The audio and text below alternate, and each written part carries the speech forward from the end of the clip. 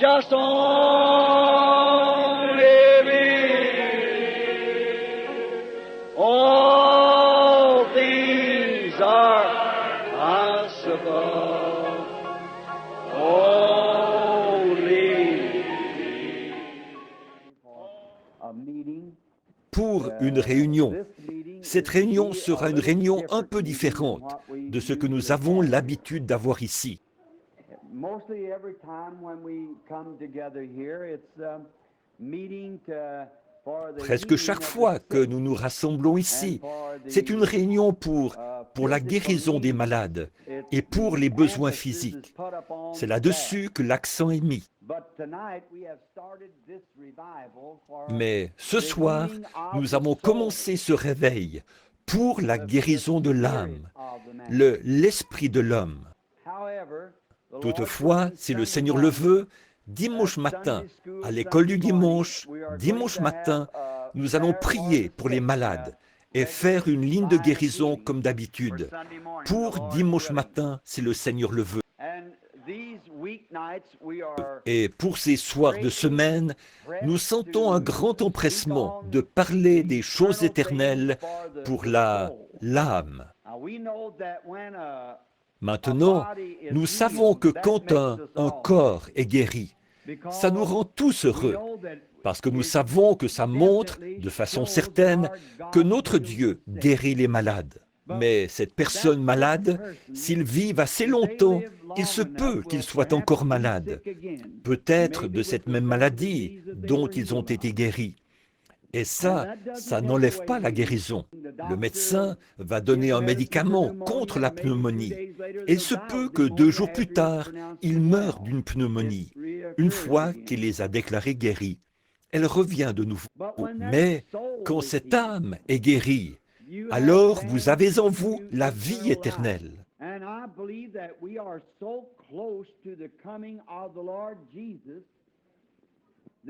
Et je crois que nous sommes tellement proches de la venue du Seigneur Jésus que nous nous devons de faire tout ce qui est en notre pouvoir pour amener chaque âme au royaume et pour apporter le royaume aux gens, qu'ainsi notre esprit puisse être guéri. Je crois que le corps de Jésus est le corps le plus malade que je connaisse, c'est-à-dire le corps spirituel de Christ sur la terre. Il est très malade. Et maintenant, nous n'avons pas l'intention de vous retenir trop longtemps chaque soir, parce que déjà le premier soir, nous n'avons pas assez de place pour asseoir nos très chers amis. Nous préparons la construction d'une nouvelle église, un grand tabernacle, ici même sur ce terrain, ou là où le Seigneur conduira. Mais pour autant que nous sachions ici. Et maintenant, nous avons annoncé que la série de réunions irait de mercredi à dimanche. Mais là, le dimanche, la fin coïncide avec les vacances de Noël. Mais quand le Seigneur nous dira d'arrêter, ce sera le moment de le faire. Nous ne savons pas exactement quels vont en être les résultats. Mais comme nous croyons que les gens du tabernacle ici et nos églises sœurs, c'est-à-dire l'une d'elles est le Holiness Tabernacle à Utica, dont frère Graham Snelling est le pasteur, et celle de New Albany, dont frère Juni Jackson est le pasteur, et aussi celle là-bas sur la route, dont frère Raddle est le pasteur.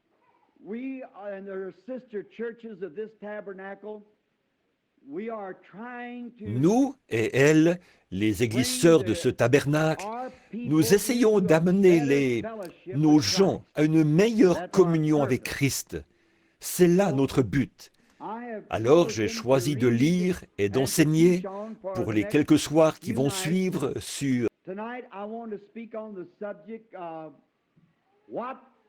ce soir, je veux parler sur le sujet de qu'est-ce que le Saint-Esprit. Et demain soir, je veux prêcher sur pourquoi a-t-il été donné. Et vendredi soir, et pour ceux qui enregistrent, je ne veux pas que ce soit enregistré vendredi soir. comment faire pour recevoir le Saint-Esprit et comment savoir si je l'ai. Et ensuite, nous laisserons simplement, ensuite nous verrons comment le Seigneur nous conduira pour samedi et dimanche. Et dimanche matin, un service de guérison et un autre service d'évangélisation pour dimanche soir. Et là, nous voulons que tout le monde sache que, et je sais que les magnétophones sont en marche dans la pièce arrière, et nous voulons dire ceci. En effet, dans les réunions comme celle-ci, de caractère évangélique, on a des gens de différentes dénominations d'église qui ont été enseignés selon leur propre cadre de croyance à chacune. Et ça, c'est très bien. Je n'ai jamais voulu me rendre coupable d'avoir semé la discorde parmi les frères. Et dans les réunions à l'extérieur, je prêche seulement sur les grandes vérités évangéliques de l'Écriture, sur ce que les frères qui parrainent mes réunions croient. Mais ici, au tabernacle, je veux parler de ce que nous croyons.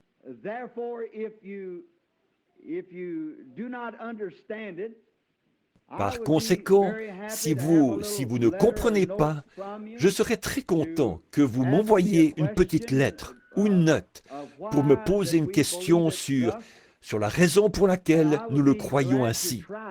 Et il me fera plaisir d'essayer de l'expliquer de mon mieux. Vous savez, chaque église, si vous n'avez pas une doctrine, vous n'êtes pas une église. Vous devez avoir quelque chose que vous représentez, des principes que vous soutenez.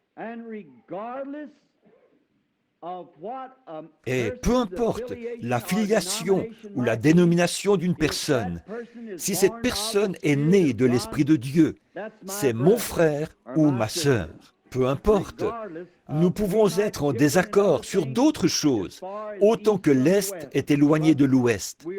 Mais nous sommes quand même frères. Et je ne ferai rien d'autre qu'essayer d'aider ce frère à avoir une meilleure marche, plus rapprochée de Christ. Et je crois que tout vrai, véritable chrétien, ferait la même chose pour moi. Maintenant, j'ai demandé à ce tabernacle. Maintenant, nous n'entreprenons pas ceci simplement pour avoir des réunions de réveil. Je veux entreprendre ceci, et je veux que vous, et je vous ai demandé de brûler tous les ponts derrière vous, et de rectifier chaque péché, pour que nous abordions ça en y mettant tout notre cœur et toute notre vie.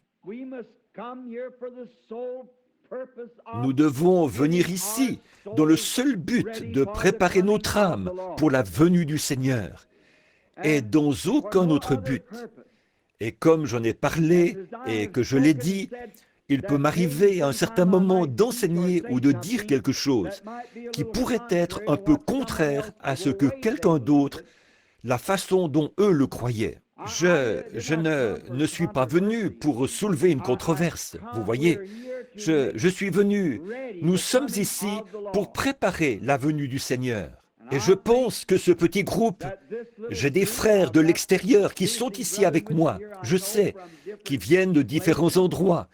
Et nous sommes heureux de les avoir avec nous. Et sans doute qu'un peu partout dans l'auditoire, là, il y en a d'autres qui viennent d'en dehors de la ville, d'un peu partout, de nos petites villes avoisinantes, ici. Et nous sommes heureux de vous avoir, et nous apprécions vraiment ça de votre part, que vous nous aimiez assez pour venir écouter ces choses.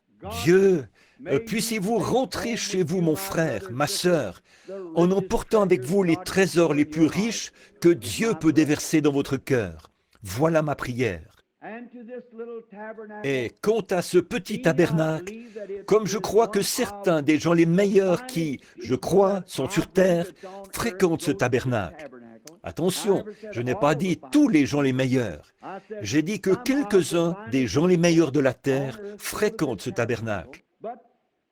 Mais jour après jour, comme je reviens d'une réunion à l'autre, je vois un grand besoin de ce tabernacle qu'il a un grand besoin, et c'est d'un remplissage ou d'une consécration, une vie plus profonde, une marche plus rapprochée avec Dieu. Et je leur ai promis de faire ceci, d'apporter ces messages pour eux.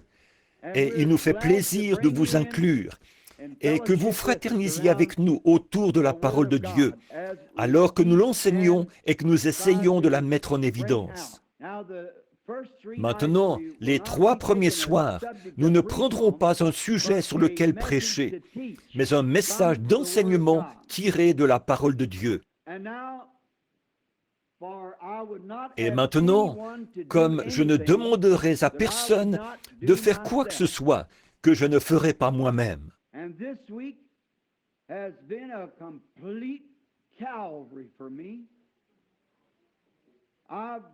Et cette semaine a été un calvaire total pour moi. Il s'en est fallu de tellement peu que je perds de connaissance, comme je pourrais l'exprimer. J'en avais presque perdu l'esprit. Mais j'ai complètement abandonné toute volonté et, à ma connaissance, tout au Seigneur. L'autre soir, il devait être un peu après minuit. Mon épouse et moi, après être restés debout plus tard que d'habitude, à prier et à parler au Seigneur, d'un côté et de l'autre du petit tabouret dans notre salon. Avec nos 2 Bibles ouvertes, nous nous sommes reconsacrés à Dieu pour un service total, pour abandonner nos volontés propres et tout, et chaque pensée négative, et pour servir le Seigneur Jésus. Et j'espère que ça a été votre attitude à vous aussi, que vous avez fait la même chose. Alors, comme nous venons ce soir, nous venons sur un terrain saint, au milieu d'un peuple qui a été en prière et qui a jeûné et qui a fait des restitutions et qui s'est préparé à recevoir quelque chose de Dieu. Et je sais que celui qui viendra affamé ne repartira pas affamé, mais que Dieu le nourrira du pain de vie. Maintenant, avant de lire dans son livre sacré, courbons la tête juste un instant pour prier.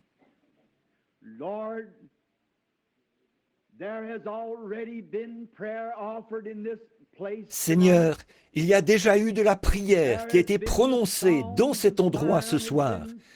Il y a eu, les cantiques de Sion ont été chantés par tes enfants. Leurs cœurs se sont élevés.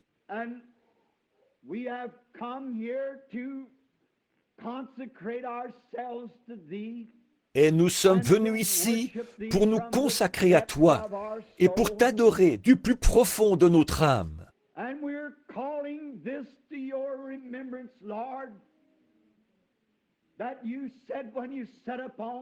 Et nous te rappelons ceci, Seigneur, c'est que tu as dit, quand tu étais assis sur la montagne et que tu enseignais tes disciples, « Heureux ceux qui ont faim et soif de la justice, car ils seront rassasiés. »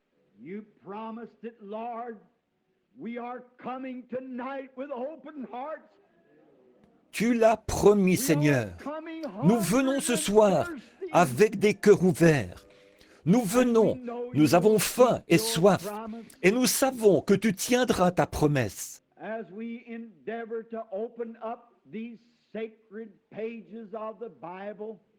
Alors que nous nous proposons d'ouvrir les pages sacrées de la Bible pour en lire le contenu, puisse le Saint-Esprit l'apporter à chaque cœur.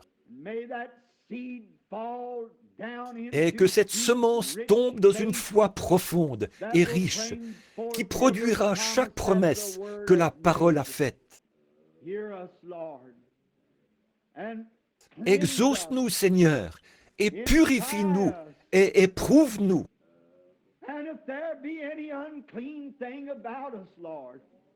Et si nous avons quoi que ce soit d'impur, Seigneur, un péché non confessé, quelque chose qui ne soit pas juste, révèle-le maintenant, Seigneur.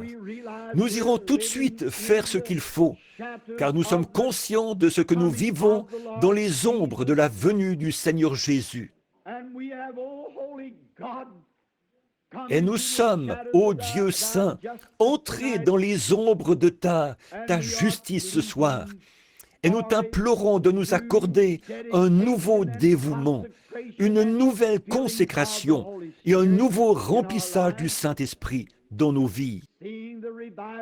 Comme nous voyons les feux du réveil commencer à baisser, ajoutons du bois de la parole pour qu'elle puisse allumer une nouvelle flamme, que nos cœurs puissent être remplis de zèle. Sanctifie-nous, Seigneur, par ta précieuse parole et par ton sang, et par ta grâce, nous t'implorons, et tous les remerciements et la louange te reviendront. Enlève de nos cœurs tous les préjugés. Purifie-nous, ô Seigneur. Donne-nous des cœurs purs et des mains propres et des pensées propres pour que nous puissions entrer dans ton sanctuaire, soir après soir, dans la joie et remplis de ton esprit. Nous le demandons au nom de Jésus et pour lui. Amen.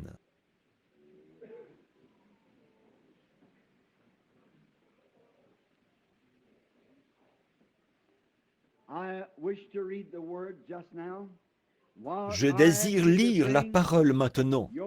Et pendant que je vous ai demandé d'apporter vos Bibles, vos crayons, vos papiers pour les passages de l'Écriture, si vous le désirez, ce serait très bien.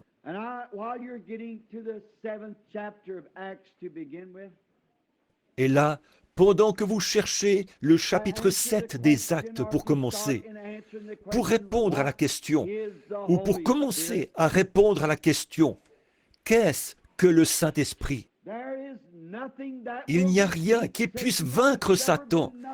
Il n'y a encore jamais rien eu sur la terre qui puisse jamais vaincre Satan comme la parole de Dieu. Jésus l'a utilisé dans son grand combat. Il a dit, il est écrit. Et ce matin, alors que j'avais écouté il y a quelques jours une émission qui semblait insinuer que la création, c'était simplement venu de cendres que le vent avait rassemblées, et de phosphate et de quelques produits chimiques de la terre, et que c'est la chaleur du soleil qui avait créé le germe de vie et qui en avait fait sortir la vie. Comme c'est ridicule, alors que le soleil tuerait n'importe quel germe de vie. Mettez un germe au soleil, il va le tuer instantanément. Alors, il n'en est rien. Mais Satan essayait de me faire avaler ça.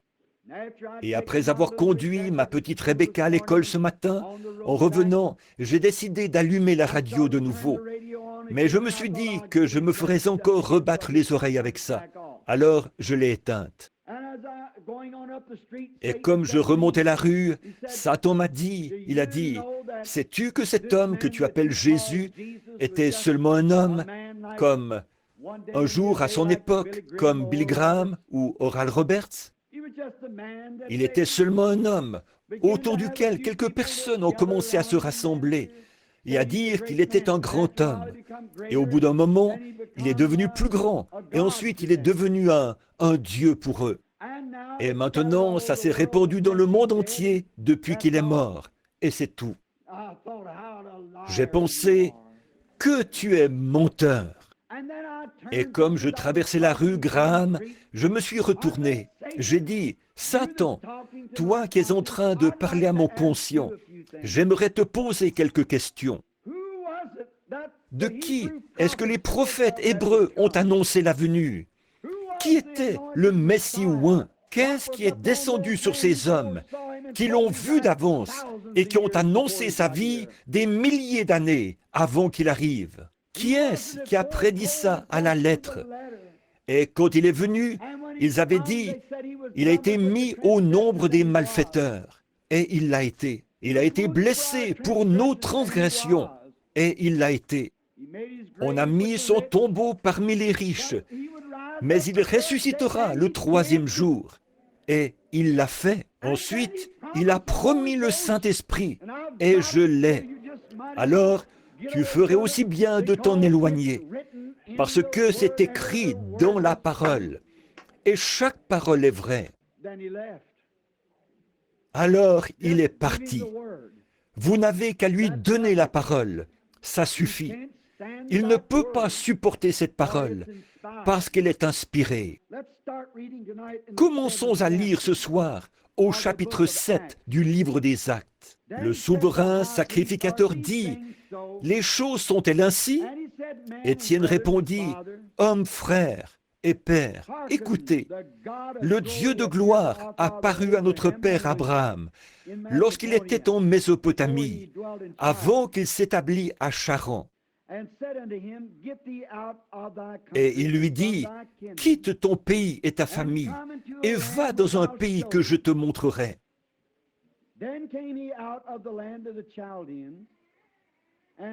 Il sortit alors du pays des Chaldéens et s'établit à Charan. De là, après la mort de son père, Dieu le fit passer dans ce pays que vous habitez maintenant.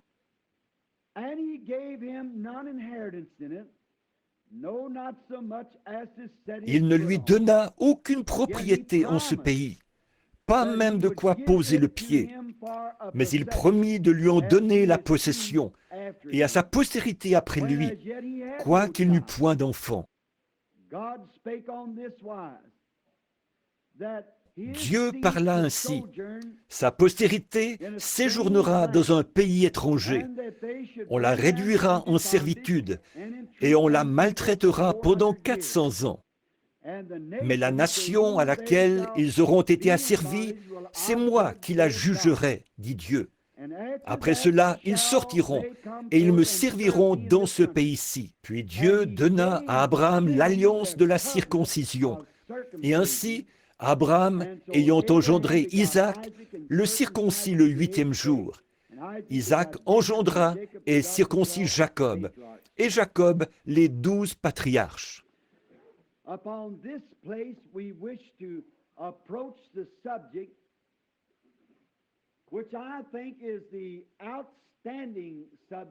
Sur ce, nous voulons aborder le sujet qui, je pense, est le sujet marquant d'aujourd'hui, de qu'est-ce que le Saint-Esprit? Qu'est-ce que c'est?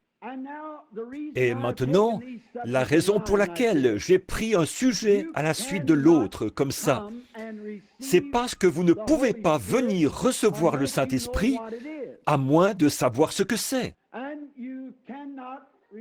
Et vous ne pouvez pas le recevoir si vous savez ce que c'est, à moins de croire qu'il vous est donné et qu'il est pour vous. Et puis, vous ne pouvez pas savoir si vous l'avez ou pas, à moins de savoir quel résultat il produit.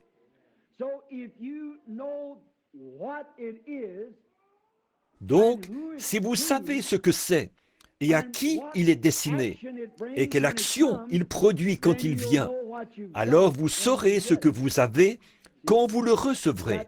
Voyez, comme ça, ce sera vraiment réglé. Comme, par exemple, je parlais à notre frère Jeffries aujourd'hui. Il disait, « J'aimerais être à la réunion ce soir, mais j'y serai demain soir. » Il n'était pas au courant que nous avions des réunions, parce que nous ne l'avions pas annoncé, seulement ici.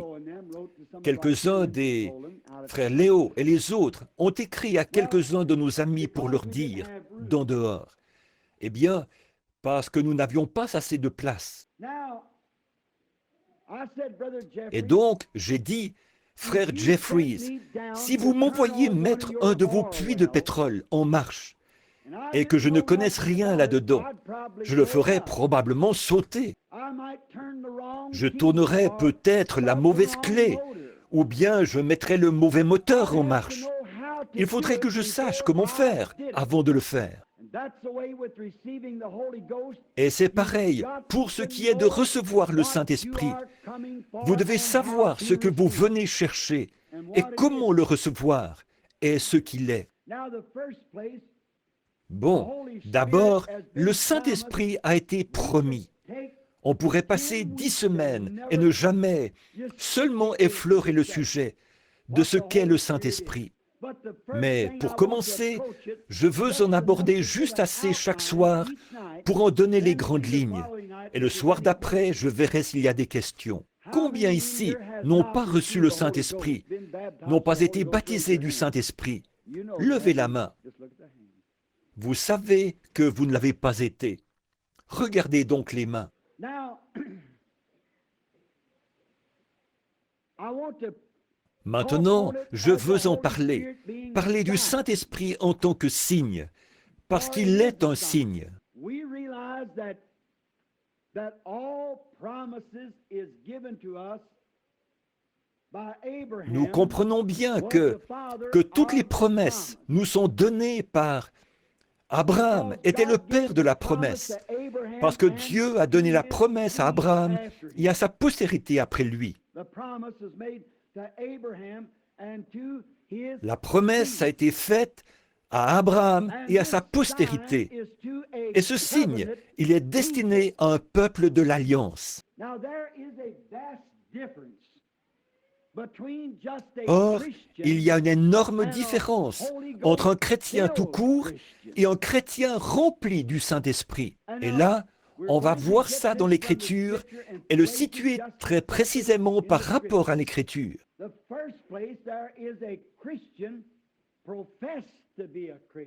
Pour commencer, il y a le chrétien qui fait profession d'être chrétien. Mais si ce chrétien n'a pas encore été rempli du Saint-Esprit, il est seulement en voie de devenir un chrétien. Voyez? Il fait profession de le croire. Il s'efforce d'y parvenir. Mais Dieu ne lui a pas encore donné cet esprit, du Saint-Esprit. Il n'en est pas encore arrivé à ce but avec Dieu, que Dieu l'ait reconnu. En effet, Dieu a fait une alliance avec Abraham, après qu'il a appelé Abraham, ce qui est un type de l'appel du croyant aujourd'hui.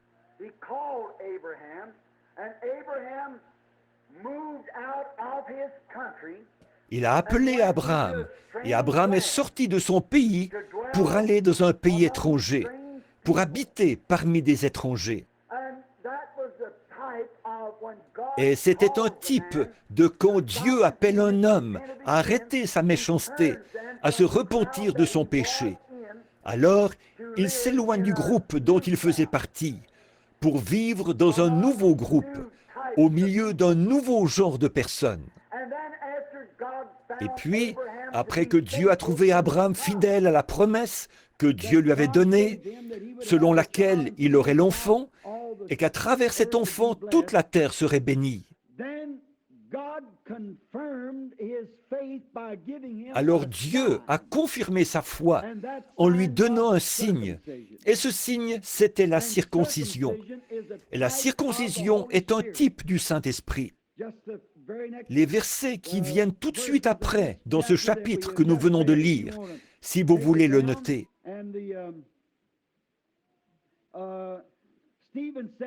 Et Étienne a dit au verset 51, « Cou raide, incirconcis du cœur et d'oreille.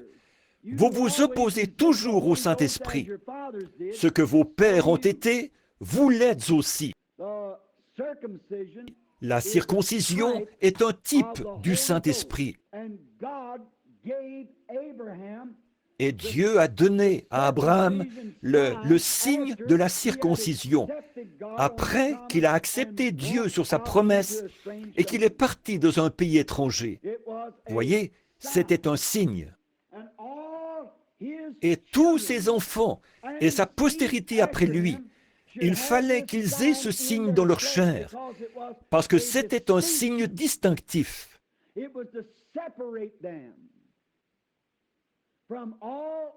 Il servait à les distinguer de tous les autres peuples, ce signe de la circoncision.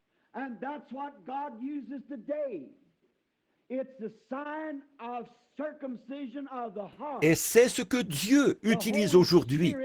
C'est le signe de la circoncision du cœur, le Saint-Esprit, qui fait de l'Église de Dieu une Église séparée de tous les autres credos, croyances et dénominations. Ils sont dans toutes sortes de dénominations, mais ils sont quand même un peuple à part. Laissez-moi parler à un homme pendant 2 minutes. Je peux vous dire s'il a reçu le Saint-Esprit ou non. Vous le pouvez aussi.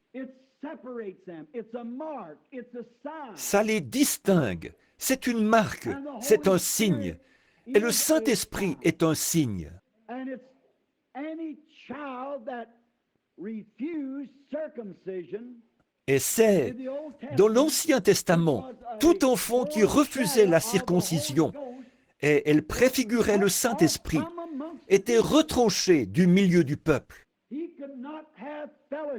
Il ne pouvait pas avoir de communion avec le reste de l'assemblée s'il refusait d'être circoncis. Maintenant, appliquez ça aujourd'hui.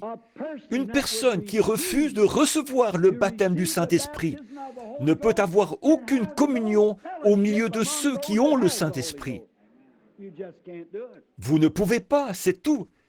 Vous devez être d'une nature. C'est comme ma mère, là, avait l'habitude de dire « Qui se ressemble, s'assemble ». Eh bien, c'est un vieux proverbe, mais c'en est un vrai. Les colombes et les corbeaux, vous ne les voyez pas fraterniser ensemble. Ils ont une alimentation différente. Ils ont des habitudes différentes. Ils ont des désirs différents. Et c'est pareil entre le monde et un chrétien quand vous avez été circoncis par le Saint-Esprit, ce qui veut dire retrancher une chair. La circoncision ne pouvait être faite qu'au mâle, mais si la femme était mariée à un homme, elle faisait partie de lui. Elle était circoncise avec lui. Vous vous souvenez dans Timothée où il est dit là, elle sera néanmoins sauvée en devenant mère, si elle persévère avec toute modestie dans la foi et dans la sainteté. Maintenant, la circoncision.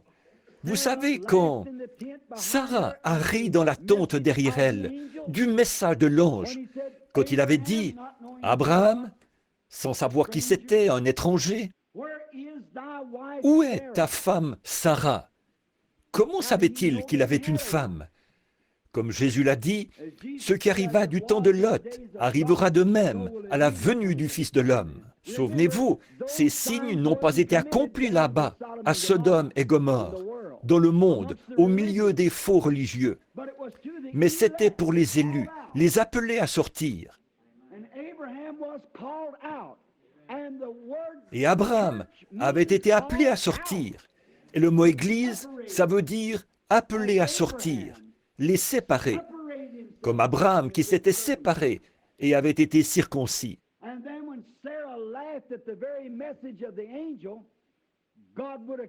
Et alors, quand Sarah a ri du message même de l'ange, Dieu l'aurait tué sur le champ, mais il ne pouvait pas toucher à Sarah sans toucher à Abraham, parce qu'ils étaient un. Elle faisait partie de lui. Vous n'êtes plus deux, mais vous êtes un. Donc, la circoncision, le Saint-Esprit aujourd'hui circoncit le cœur. Et c'est un signe qui est donné. L'autre jour, quelqu'un disait, si je le répète, ce n'est pas pour plaisanter.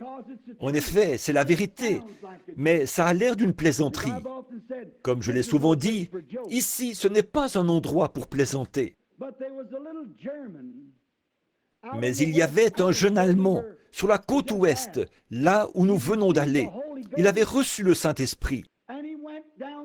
Et il marchait dans la rue. Il faisait un petit bout, et il levait les mains, et parlait en langue. Et il courait, et il sautait, et il criait. Et au travail, comme il se conduisait de cette manière bizarre, son patron lui a dit, « Où est-ce que tu es allé ?» J'aime ces lieux où tu es allé. Il a dit, « Tu dois être allé au milieu de cette bande de cinglés. » Le mot anglais « nat » signifie à la fois écrou et au figuré « cinglé ». Il a dit, « Alors, vous pensez que ce sont des cinglés ?» Il a dit, « Bien sûr que c'en est. » Il a dit, « Eh bien, gloire au Seigneur pour les cinglés. » Et il a dit, « Vous savez quoi? Les écrous ou cinglés ont un grand rôle à jouer. » Il a dit, par exemple, l'automobile. Si vous en enlevez tous les écrous ou cinglés, il ne vous reste plus qu'un tas de ferraille. Alors, c'est à peu près ça.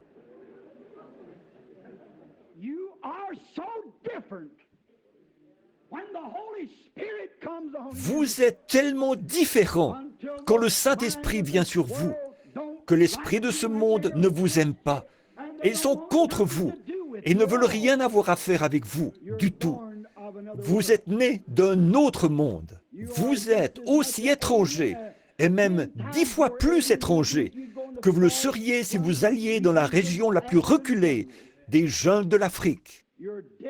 Vous êtes différents. Quand le Saint-Esprit vient, et c'est un signe, c'est une marque au milieu des gens. Là, vous dites, alors, frère Branham, ce signe de la circoncision a été donné à Abraham. C'est vrai. Et à sa postérité. Oui. Très bien. Maintenant, nous allons prendre dans Galates, au chapitre 3, le verset 29, pour voir comment ça peut s'appliquer à nous. Galates 3, 29. Juste pour voir comment cette circoncision peut s'appliquer à quelqu'un des nations. Si nous sommes des nations, et nous le sommes, par notre naissance naturelle. Bon, d'abord, je veux lire le verset 16. Or, la promesse ont été faites à Abraham et à sa postérité. Abraham et sa postérité. Il n'a pas été dit « et aux postérités ». N'importe quelle sorte de dire « Oh, moi aussi, je suis les postérités d'Abraham ». Non, à une postérité. La postérité d'Abraham, pas aux postérités, comme s'il s'agissait de plusieurs, mais en tant qu'il s'agit d'une seule, et à eux, et à ta postérité, c'est-à-dire à Christ. Christ était la postérité d'Abraham. Est-ce que vous le croyez? Très bien. Maintenant, prenons les versets 28 et 29. Il n'y a plus ni juif, ni grec. Il n'y a pas non plus ni esclave, ni libre. Il n'y a pas non plus ni homme, ni femme. Car tous, nous sommes un en Jésus-Christ. Et si vous êtes à Christ, vous êtes donc la postérité d'Abraham, héritier selon la promesse. Comment devenons-nous la postérité d'Abraham? En étant en Christ, alors nous sommes la postérité d'Abraham.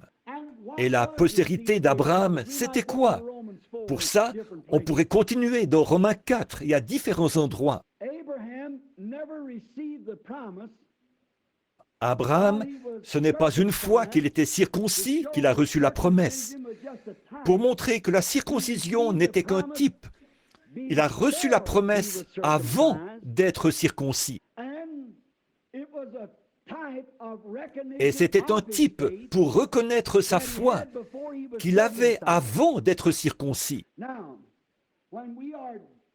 Or, quand nous sommes en Christ, nous devenons la postérité d'Abraham et nous sommes héritiers avec Christ.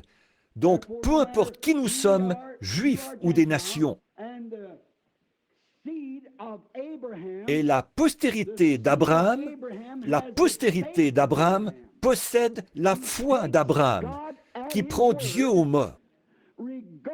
Peu importe combien ça peut sembler ridicule, de quelle façon étrange vous pouvez agir, combien ça peut faire de vous quelqu'un de bizarre, vous prenez Dieu au mot, quoi qu'il en soit. Abraham qui avait 75 ans, avec Sarah qui en avait 65, il a pris Dieu au mot.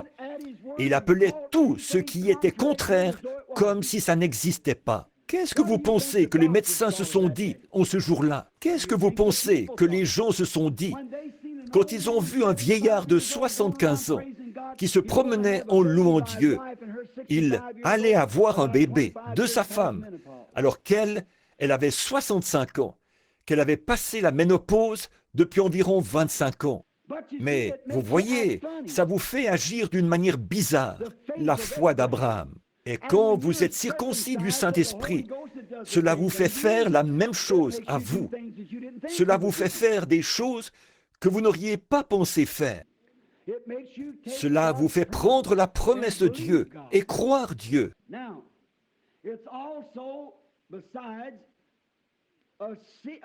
Maintenant, c'est aussi, en plus d'une promesse et d'un signe, c'est aussi un sceau.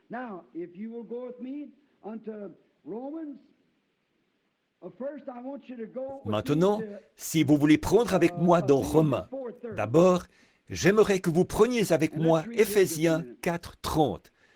Et on va lire ici, juste un instant. Éphésiens 4:30 dit ceci. Or, vous avez entendu tellement de gens dire que différentes choses sont des sceaux.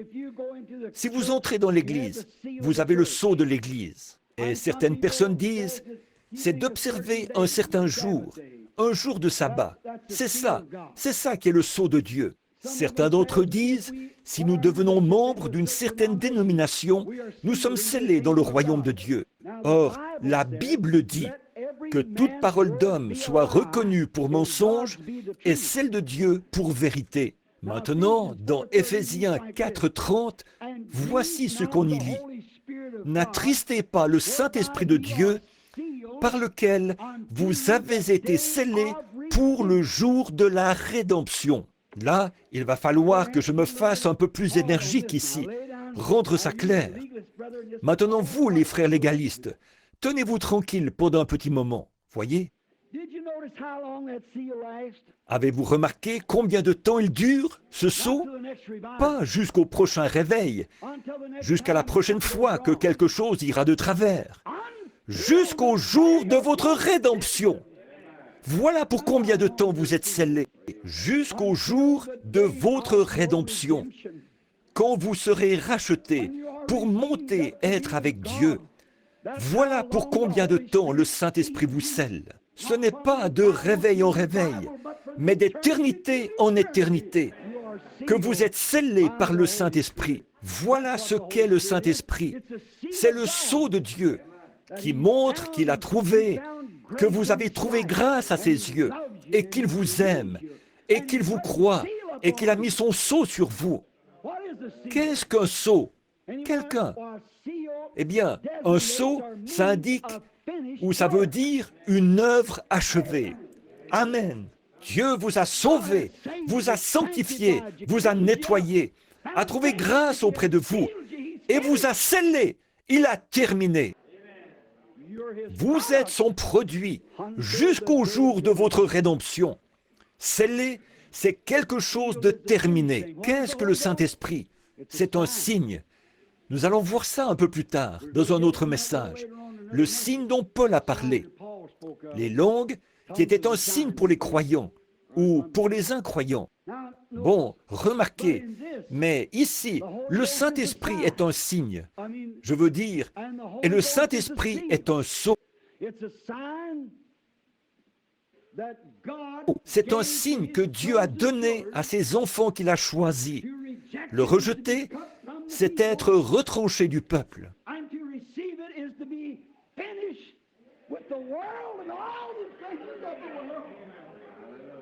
Et le recevoir, c'est en avoir fini avec le monde et toutes les choses du monde. Être un produit sur lequel Dieu a mis un sceau d'approbation. Autrefois, je travaillais pour la compagnie de chemin de fer, ici, avec Harry Waterbury, et on partait charger un wagon. Mon frère Doc, qui est debout au fond, il aide à charger les wagons. Quand on est en train de charger un wagon, ils vont examiner ce wagon de fond en comble. L'inspecteur, et s'il trouve quelque chose de branlant qui risquerait de tomber ou de se briser, ou quelque chose qui pourrait causer des dommages, il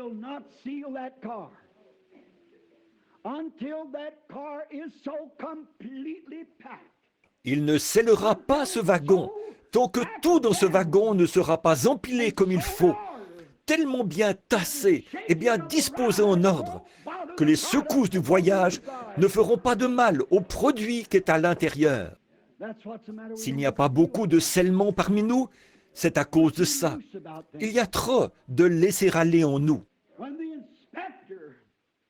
Quand l'inspecteur fait son examen, qu'il inspecte votre vie pour voir s'il n'y a pas un peu de laisser-aller chez vous, un peu de laisser-aller dans votre vie de prière, un peu de laisser-aller quant à ce tempérament colérique, un peu de laisser-aller quant à cette langue, pour parler des autres.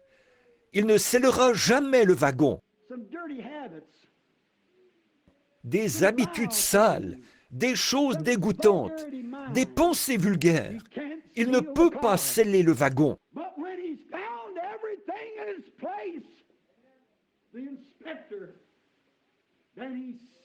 Mais quand il a trouvé tout à sa place, l'inspecteur, là, il le scelle. Que quelqu'un ose donc ouvrir ce seau avant que le wagon ait atteint sa destination, l'endroit pour lequel il était scellé. Voilà, ne touchez pas à mes oins, ne faites pas de mal à mes prophètes. Car je vous dis qu'il vaudrait mieux pour vous qu'on suspende à votre cou une meule de moulin et qu'on vous jette au fond de la mer, plutôt que de chercher à scandaliser ou à ébranler, ne serait-ce qu'un peu, le plus petit de ceux qui ont été scellés. Vous voyez ce que ça veut dire? Voilà ce qu'est le Saint-Esprit.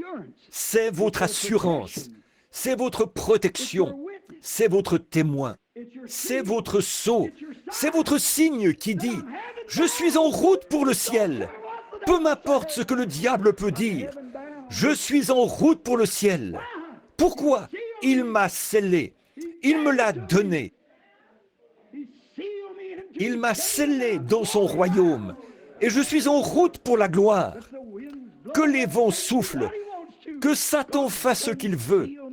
Dieu m'a déjà scellé jusqu'au jour de ma rédemption. Amen. Voilà ce qu'est le Saint-Esprit. Oh, vous devriez le désirer. Je ne pourrais pas continuer sans lui. On pourrait en dire tellement long ici, mais je suis sûr que vous savez de quoi je parle.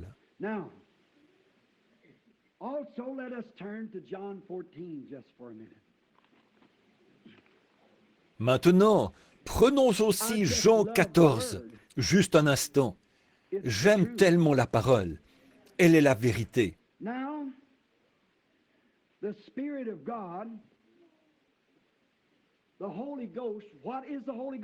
Maintenant, l'Esprit de Dieu, le Saint-Esprit. Qu'est-ce que le Saint-Esprit? C'est l'Esprit de Christ en vous. Là, avant que nous lisions, j'aimerais juste donner quelques mots de commentaire ici. Qu'est-ce que le Saint-Esprit? C'est un sceau. Qu'est-ce que le Saint-Esprit? C'est une alliance. Qu'est-ce que le Saint-Esprit? C'est un signe. Qu'est-ce que le Saint-Esprit alors? C'est l'Esprit de Jésus-Christ en vous. Voyez? Un peu de temps, a dit Jésus, et le monde ne me verra plus. Mais vous me verrez, car je serai avec vous et même en vous jusqu'à la fin du monde. L'Esprit de Dieu dans son Église. Pourquoi faire? Pourquoi est-ce qu'il a fait ça? Là, j'empiète un peu sur le sujet de demain soir. Mais pourquoi est-ce qu'il a fait ça? Pourquoi est-ce que le Saint-Esprit... Pourquoi est-ce qu'il est venu? Pourquoi est-ce qu'il est venu en vous? Pourquoi est-ce qu'il est venu en moi? C'était pour poursuivre les œuvres de Dieu. Je fais toujours ce qui est agréable à mon Père. Je viens non pas pour faire ma propre volonté, mais celle du Père qui m'a envoyé. Et le Père qui m'a envoyé est avec moi. Et comme mon Père m'a envoyé, moi aussi, je vous envoie. Oh là là! Le Père qui l'a envoyé, il était en lui. Le Père qui a envoyé Jésus, il est venu en lui, il agissait à travers lui. Le Jésus qui vous envoie, il va avec vous et il est en vous. Et si cet esprit qui vivait en Jésus-Christ lui a fait faire ce qu'il a fait et l'a fait agir comme il l'a fait, ça vous donne une idée générale de ce qu'il fera quand il sera en vous. Parce que cette vie ne peut pas changer. Elle va passer d'un corps à l'autre, mais elle ne peut pas changer de nature, car c'est Dieu. Bon, dans Jean 14, lisons donc un petit bout, en commençant au verset 10. Crois-tu que je suis dans le Père et que le Père est en moi? Les œuvres, les paroles que je vous dis, Je ne les dis pas de moi-même.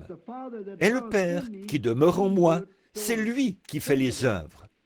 Pensez à ça. Bon, croyez-moi, je suis dans le Père et le Père est en moi. Croyez du moins à cause de ses œuvres. En vérité, je vous le dis, celui qui croit en moi fera aussi les œuvres que je fais. Et il en fera de plus grandes parce que je m'en vais à mon Père. Vous voyez, n'est-ce pas? Vous voyez comment il a dit, là? Maintenant, regardez, ici, à quoi on en arrive. Je vais en lire encore un bout. On va lire à peu près jusqu'au verset 20. Et tout ce que vous demanderez en... Voyons, j'avais le... Oui, bien. Et tout ce que vous demanderez en mon nom, je le ferai, afin que le Père soit glorifié dans le Fils. Si vous demandez quelque chose en mon nom, je le ferai. Si vous m'aimez, gardez mes commandements. Et moi, je prierai le Père. Remarquez bien là. Et il vous donnera un autre consolateur, afin qu'il demeure éternellement avec vous.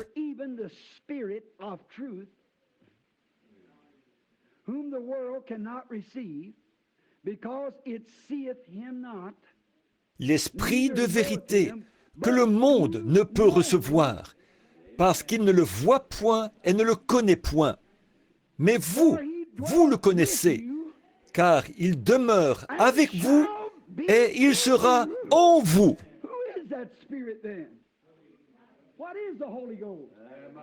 Cet esprit, c'est qui alors? Qu'est-ce que le Saint-Esprit? C'est Christ en vous. Le consolateur, c'est ça le Saint-Esprit. Et quand le consolateur sera venu, il fera les mêmes choses que j'ai faites pendant que le consolateur est en moi. Je prierai le Père et il vous donnera ce consolateur. Vous connaissez le consolateur. Le monde ne le connaît pas, ne le connaîtra jamais. Mais vous, vous le connaissez, parce qu'il demeure avec vous en ce moment. C'est Jésus qui parle. Mais il sera en vous. Voilà, c'est ça le consolateur.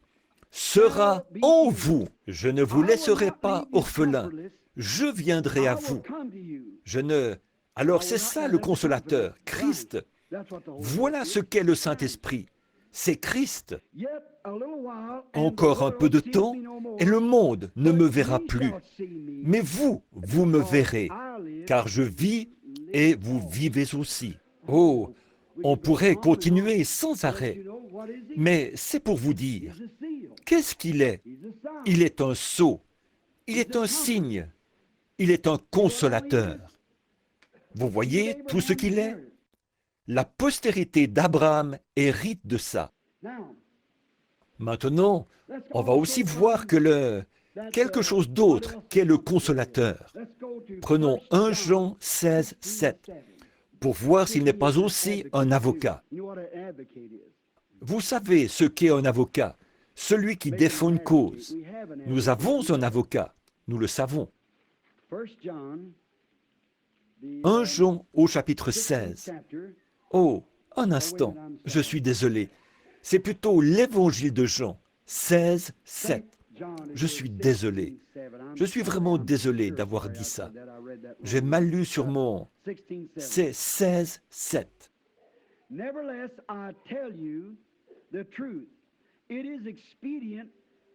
Cependant, je vous dis la vérité. Il vous est avantageux que je m'en aille, car si je ne m'en vais pas, le consolateur ne viendra pas vers vous. Mais si je m'en vais, je vous l'enverrai.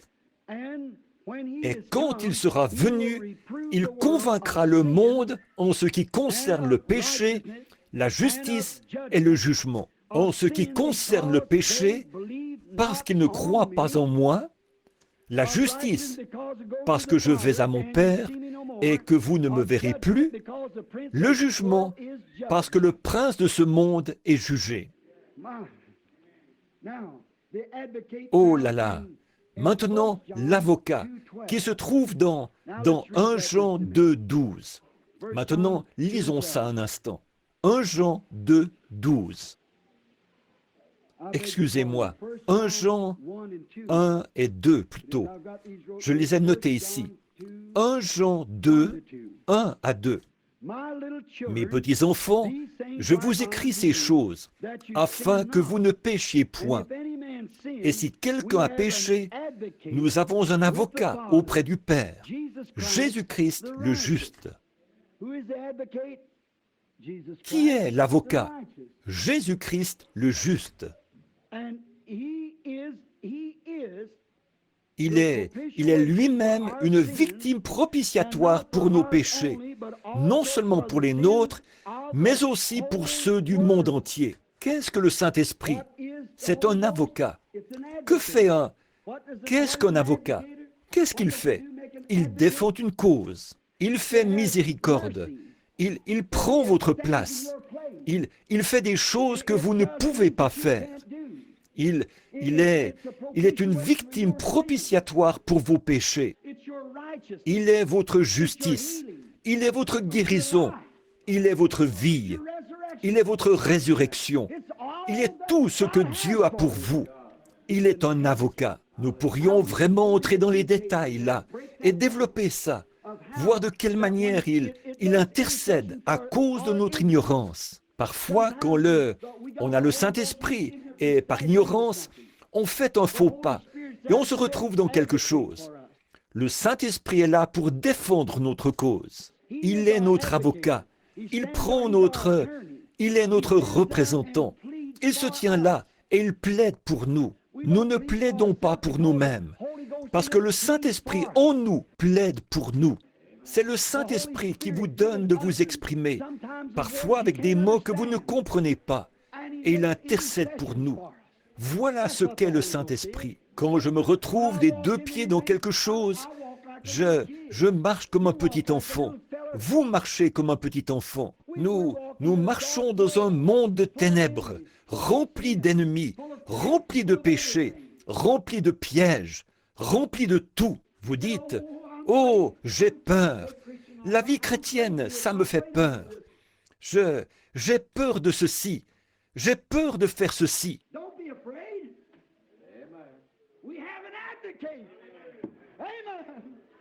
N'ayez pas peur. Nous avons un avocat. Amen. Oh, il nous soutient. Il est en nous. Il intercède pour nous. Le Saint-Esprit, constamment en train de défendre notre cause. Tout le temps. Il est notre avocat. Oh, comme nous remercions Dieu pour ça. Un sceau, un signe, l'Esprit de vie, le Dieu du ciel, le consolateur, la vie, l'avocat, tout ce qu'il est. Oh là là, on pourrait continuer là-dessus pendant des heures. Maintenant, nous allons parler d'autre chose pour un instant.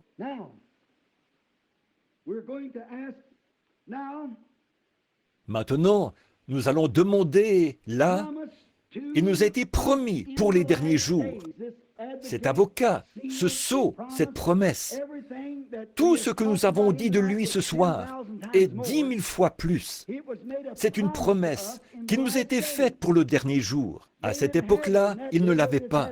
Ils avaient seulement un sceau dans leur chair, comme gage et comme signe, en croyant qu'il allait venir, et ils marchaient par l'ombre de la loi. Alors, ils étaient circoncis dans la chair.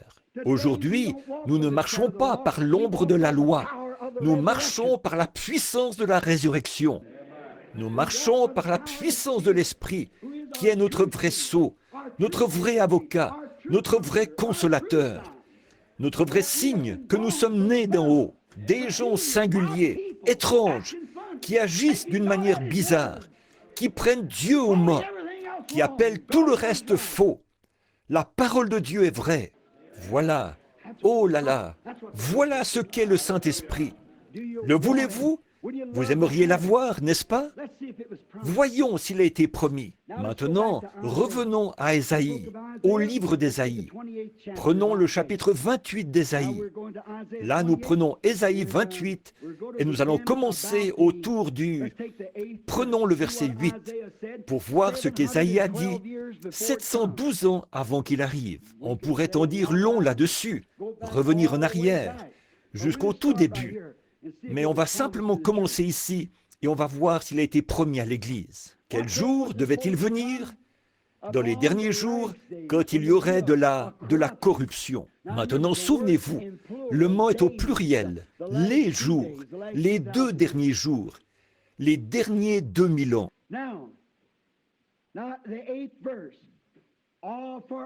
Bon, maintenant le verset 8. Toutes les tables sont pleines d'ordures. Il n'y a plus de place propre. Cherchez un peu partout aujourd'hui pour en trouver une. Regardez autour de vous et voyez si nous ne sommes pas dans ce jour-là. Toutes les tables. Oh, ils vont au souper du Seigneur. Et pour commencer, sur le plan matériel, ils prennent un bout de pain blanc ou des biscuits salés. Ils mettent ça en morceaux pour faire la communion. Alors que c'est censé être fait par les mains de quelqu'un qui a le Saint-Esprit et avec du pain sans levain. Christ n'est pas sale et souillé, et ça le représente.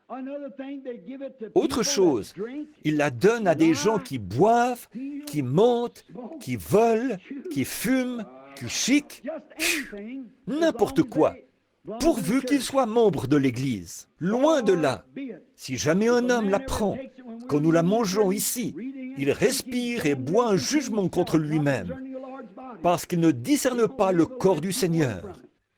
S'il ne mène pas la vie qu'il faut, qu'il s'en tienne éloigné. Et si vous ne la prenez pas, ça montre que vous n'avez pas la conscience tranquille. Celui qui ne mange pas n'a pas de part avec moi, a dit Jésus. Mais toutes les tables du Seigneur se sont remplies de souillures. Il n'y a pas une seule place qui soit propre. Écoutez, si ce n'est pas le tableau d'aujourd'hui, ça. À qui veut-on enseigner la sagesse? À qui veut-on donner des leçons? Qui comprendra la sagesse? À qui peut-on donner des leçons? Eh bien, Dieu soit béni, je suis presbytérien, je suis méthodiste, je suis pentecôtiste, je suis nazaréen, je suis pèlerin de la sainteté. Ça ne veut absolument rien dire pour Dieu, ça. Une autre table, c'est tout. À qui ferais-je connaître des leçons? Quelle sorte de leçons? Méthodiste, baptiste, presbytérienne, pentecôtiste? Les leçons de la Bible. À qui ferais-je connaître des leçons? Comment savoir si vous l'avez? On va voir ça vendredi soir, voyez? À qui ferais-je connaître des leçons? Remarquez bien là. Est-ce à des enfants qui viennent d'être sevrés, qui viennent de quitter la mamelle? Des petits bébés qui disent « Eh bien, je vais à l'église. Ma maman était membre de cette église. » Je n'ai rien contre ça, cher frère. Et je suis bien conscient que ceci est enregistré. C'est très bien, soyez membre de l'église de maman. Mais écoutez, maman a marché dans une lumière et vous marchez dans une autre. Luther a marché dans une lumière. Wesley a marché dans une autre. Wesley a marché dans une lumière. La Pentecôte a marché dans une autre. Mais aujourd'hui, nous marchons plus haut que ça. Et s'il y a une autre génération, elle nous dépassera. Au début, dans les premiers jours, quand c'était large, très large, Luther enseignait la justification par la foi. C'était seulement pour faire passer les gens du catholicisme au protestantisme, à la communion autour de la parole. La justification par la foi, ça c'était très large comme cadre. Ils n'ont jamais bougé de là. Ensuite, il y a eu un autre réveil, celui de John Wesley. Ça les a secoués de là. Elle est passée à la sanctification. Vivre une bonne vie, propre, sainte, sanctifiée par la parole de Dieu. Ce qui vous mettait la joie au cœur. Ça a éliminé pas mal de la doctrine luthérienne. Ensuite, il y a eu la Pentecôte avec le baptême du Saint-Esprit. Et ça s'est encore rétréci en recevant le Saint-Esprit. C'est vrai. Et maintenant, là aussi, ça commence à se rétrécir. Et les dons et la restauration et l'Esprit de Dieu, dans la plénitude des signes et des prodiges, est entré dans l'Église. Et il a secoué la Pentecôte. Qu'est-ce que c'est? Nous sommes tellement proches de la venue du Seigneur Jésus que l'Esprit même qui était en lui agit dans l'Église, faisant exactement les mêmes choses qu'il a faites quand il était ici sur terre. On n'a jamais eu ça nulle part, depuis l'époque des apôtres jusqu'à cette époque-ci. Pourquoi? Vous voyez, c'est large. Ça rétrécit, ça rétrécit, ça rétrécit. Qu'est-ce que c'est? C'est comme votre main qui s'approche de son ombre. Le négatif, le négatif, le négatif. Mais qu'est-ce que c'est? C'est un reflet. Luther, c'était quoi? Un reflet de Christ. Wesley, c'était quoi? Un reflet de Christ. Regardez, l'âge de Billy Sunday vient de se terminer. L'autre jour, le vieux docteur Whitney, qui a enseigné ici même à cette chaire, le dernier de l'ancienne école, il est mort, à environ 90 ans, je pense. Billy Sunday était un revivaliste des églises dénominationnelles de son temps. Il n'y allait pas de main morte. Il se tenait là et il criait « Vous, les méthodistes, venez, avancez-vous tous dans l'allée de Sciure, les prédicateurs et tout.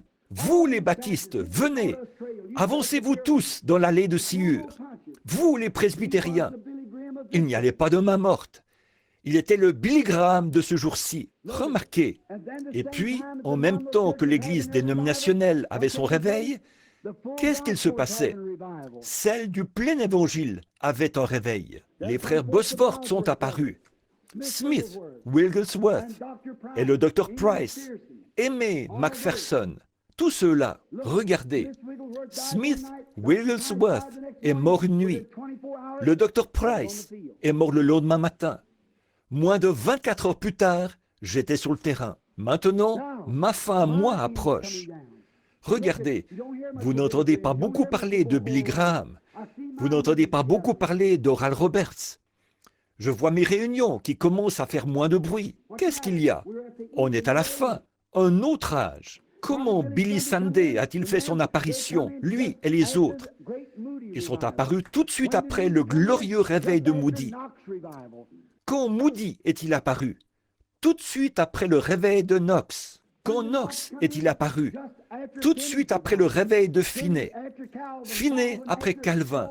Calvin après, ainsi Wesley, et Wesley après Luther. Ainsi de suite, d'un bout à l'autre de l'âge. Dès qu'un réveil est terminé, Dieu en suscite un autre et fait plus de lumière. Ça continue à avancer comme ça. Maintenant, on est à la fin de cette époque-ci. Chaque homme, à la fin de sa jonction, il s'attendait à la venue de Christ. Mais il avait encore beaucoup de choses à attendre. Le retour des Juifs, les soucoupes volantes dans les cieux, toutes les choses que nous voyons aujourd'hui. Mais nous sommes à la fin. Nous y sommes maintenant. Il savait que l'Église devait recevoir une puissance qui agirait dans l'Église pour accomplir les œuvres même de Christ. Parce que l'ombre, en devenant de plus en plus marquée, elle donne un reflet plus précis. Prenez une ombre. Plus on est loin de l'ombre, moins l'ombre va donner un bon reflet. Au bout d'un moment, l'ombre s'approche de plus en plus, jusqu'au point où l'arbre et l'ombre, c'est une seule et même chose. Or, l'Esprit de Dieu a agi par la justification avec Luther, la sanctification avec Wesley, le baptême du Saint-Esprit avec la Pentecôte. Et le voici, dans le dernier jour, en train d'accomplir et de faire exactement les mêmes choses qu'il a faites quand il était en Christ. Qu'est-ce que c'est? L'Église et Christ sont devenus un. Et dès qu'ils se connecteront dans ce dernier lien, elle traversera le ciel en criant. Ils se lèveront, Wesley, Luther et tous les autres de ces époques passées, là. Le premier sera le dernier sera le premier. Et alors, ce sera la résurrection. Nous sommes au temps de la fin. Écoutez, voilà ce que fait le Saint-Esprit. Le Saint-Esprit, par la justification, vous voyez, qui en est seulement une ombre légère. Le Saint-Esprit, par la sanctification, qui en est une ombre un peu plus marquée. Le Saint-Esprit, par le baptême de lui-même, une ombre plus marquée. Maintenant, le Saint-Esprit, par la restauration de sa personne même, qui est ici, faisant des signes et des prodiges, comme il l'a fait au commencement. Gloire! Vous allez me traiter d'exalté de toute façon.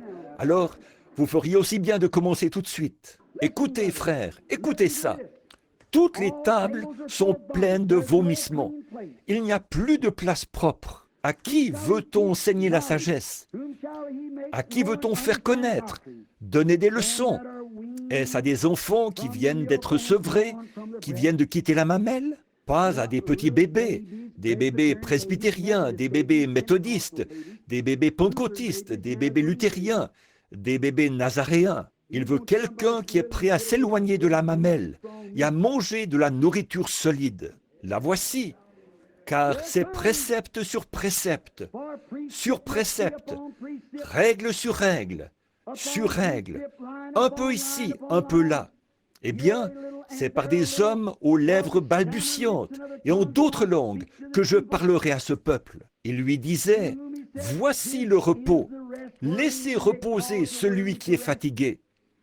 Voici le lieu de repos. » Mais ils n'ont point voulu écouter. Le Saint-Esprit, si ce n'est pas exactement de cette manière-là qu'il est venu le jour de la Pentecôte, prophétisé 712 ans avant sa venue. Voici qu'au jour de la Pentecôte, il est venu très exactement ainsi. Quelqu'un disait, c'est d'observer le jour du sabbat. Ce n'est pas que je veux rejeter ou prendre à la légère l'Église ou la religion de qui que ce soit. Seulement de dire, le jour du sabbat, le sabbat de Dieu, c'était le jour du repos. Le voici, le jour du repos. Voici le repos, il a dit, laissez reposer celui qui est fatigué. C'est ça, amen. Ce sera précepte sur précepte, règle sur règle. Voici le repos. Qu'est-ce que le Saint-Esprit? Le repos. Oh, venez à moi, vous tous qui êtes fatigués et chargés, et je vous donnerai du repos. Qu'est-ce qu'il est? Celui qui entre en vous, qui vous donne la paix, votre signe, votre consolateur. Consolez, au repos, scellez. Comment est-ce que vous êtes? C'est un signe. Le monde sait qu'il vous est arrivé quelque chose. Qu'est-ce que c'est? C'est un consolateur. Qu'est-ce que c'est? Un sceau. Vous êtes au repos. Vous avez, c'est votre avocat.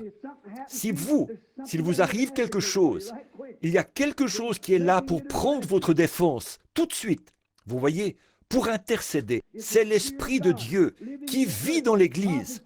Prophétiser exactement ce qu'il serait quand il viendrait. Il serait un repos perpétuel, éternel. Dieu a fait le monde. Hébreux chapitre 4. Dieu a fait le monde et il s'est reposé le 7e jour. C'est vrai. Le 8e jour revenait sous... Il a donné ça comme alliance aux Juifs pour un certain temps. C'est vrai. Mais eux, ils se reposent un jour. Ils retournent au premier jour de la semaine pour recommencer. De nouveau, recommencer. Ce n'est pas de ce repos-là que Dieu a parlé. Quand Dieu a fait le monde en 6 jours, quand il est allé se reposer, il s'est reposé pour de bon. C'est vrai, c'était réglé. Il n'est pas revenu le 8e jour pour recommencer. C'était seulement une ombre. Bon, donc c'était un type, comme la lune par rapport au soleil. Mais quand le soleil se lève, on n'a plus besoin de la lune. Maintenant, remarquez ceci. Oh, dans Apocalypse 11, la femme avec la lune sous ses pieds et le soleil autour de sa tête. Oh, nous pourrions prendre la Bible de la première à la dernière page pour vous le montrer, voyez? Mais qu'en est-il? Alors que la Bible a dit dans Hébreux, chapitre 4, si Jésus leur avait donné un jour de repos, il en aurait parlé après cela. Il aurait parlé d'un jour de repos. De quel jour est-ce qu'il a parlé pour un repos? Venez à moi, vous tous qui êtes fatigués et chargés, et je vous donnerai du repos. Matthieu chapitre 11, verset 22. Regardez ensuite, nous voyons que quand nous venons à lui, car celui, a dit Hébreux 4, qui est entré dans le repos de Jésus, se repose de ses œuvres du monde, comme Dieu s'est reposé des siennes. Quand il a fait le monde, pour ne plus jamais revenir là-dessus. Jusqu'à quand? Jusqu'à quand êtes-vous scellés du Saint-Esprit? Jusqu'au jour de votre rédemption.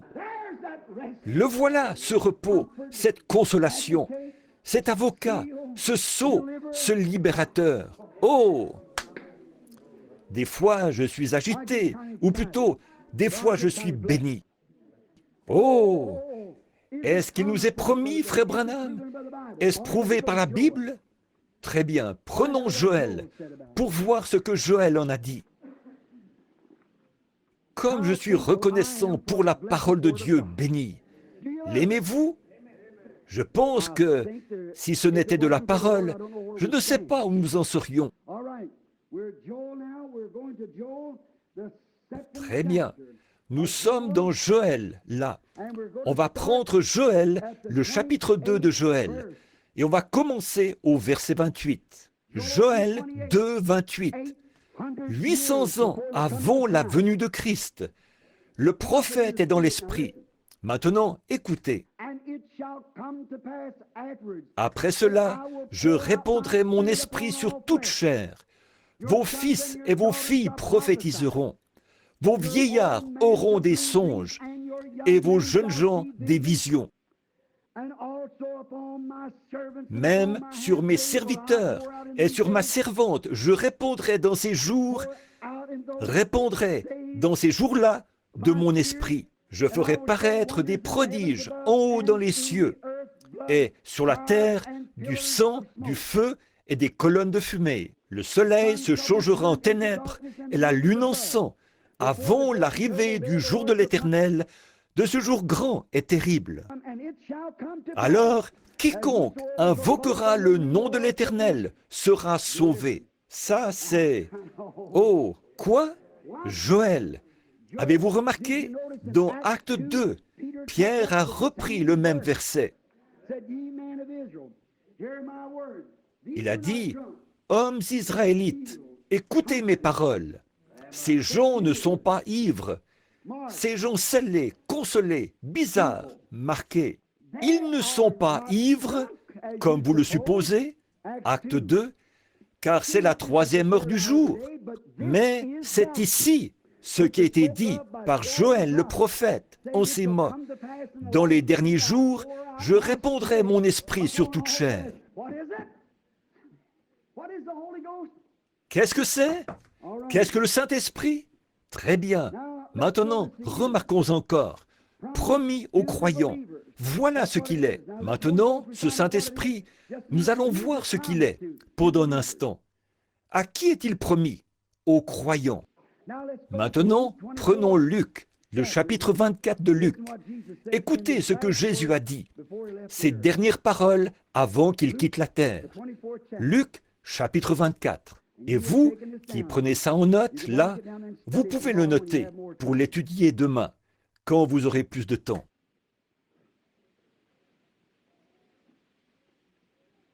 Bon, Luc 24, 49. Écoutez, c'est Jésus qui parle. À la fin, comme il montait pour s'en aller dans la gloire, à son ascension, voici les paroles qu'il a dites à ses disciples. « Voici, j'enverrai sur vous ce que mon Père a promis. » Il a promis quoi? Le sceau, le signe, le consolateur, et toutes ces choses dont j'ai parlé, et des milliers de fois plus. J'enverrai sur vous ce que mon Père a promis. Il a promis quoi? Ce qu'Ésaïe a dit qu'il allait venir. C'est par des hommes aux lèvres balbutiantes et en d'autres langues que je parlerai à ce peuple. Je vous enverrai ce repos. J'enverrai ce dont Joël a parlé, que dans les derniers jours, dit Dieu, je répandrai mon esprit sur vous. Oh, je vous enverrai et ferai de toutes les nations, de tous les peuples, en commençant par Jérusalem. Je ferai entrer la postérité d'Abraham sous cette alliance. Je scellerai chacun d'eux. Vous voyez, je répandrai mon esprit. J'enverrai sur vous ce que mon Père a promis. Mais vous, restez, ce qui veut dire attendez dans la ville, jusqu'à ce que vous soyez revêtus de la puissance d'en haut. Qu'est-ce que le Saint-Esprit, alors? la puissance d'en haut. Not power from the bishop, Pas la puissance de l'évêque, not power from the pas church. la puissance de l'Église, mais la puissance d'en haut. Comment cette puissance est-elle venue? Joining church? En devenant membre de l'Église? Je vous mets au défi de le faire, de dire que c'est vrai. En devenant membre d'une Église? En serrant la main du prédicateur? Non, monsieur. Maintenant, pour vous, les catholiques, en tirant la langue pour prendre votre première communion? Non, monsieur. How did it come? Power from on high. Comment est-elle venue, la puissance d'en haut? Lisons un peu plus loin. Acts Prenons Acte 1:8. Ils se sont rassemblés là. Là, ils parlaient de Jésus. Ici, alors qu'ils étaient rassemblés et qu'ils en avaient établi un autre pour prendre la place de Judas. Acte 1:8.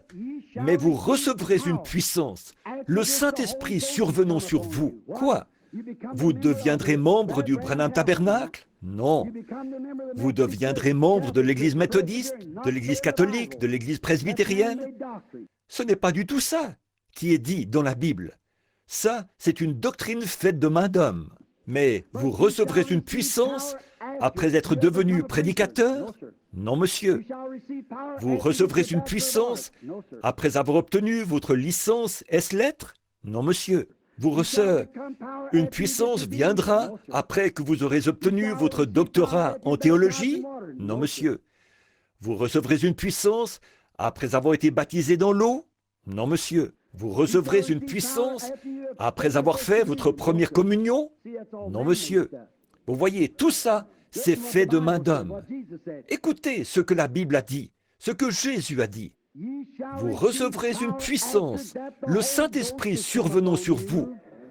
Qu'est-ce que le Saint-Esprit? La puissance.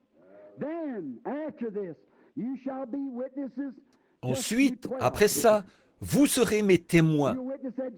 Seulement vous, les 12, vous témoignerez à Jérusalem. Vous serez mes témoins à Jérusalem, en Judée, de la Samarie et jusqu'aux extrémités de la terre, qui n'ont pas encore été atteintes. Après avoir dit cela,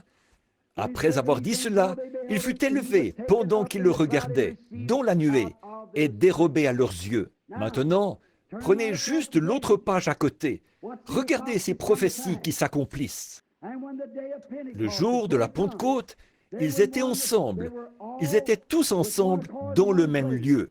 Et tout à coup, le pasteur est entré et... Je ne suis pas sur la bonne ligne, là, hein? Tout à coup, le prêtre s'est avancé à l'autel. Non. Tout à coup, il vint du ciel un bruit. Pas juste un faux semblant. C'était là, un bruit. Un prédicateur s'approchait de la porte. Le prêtre tenait la communion, sortant du lieu saint. Non, rien de ça.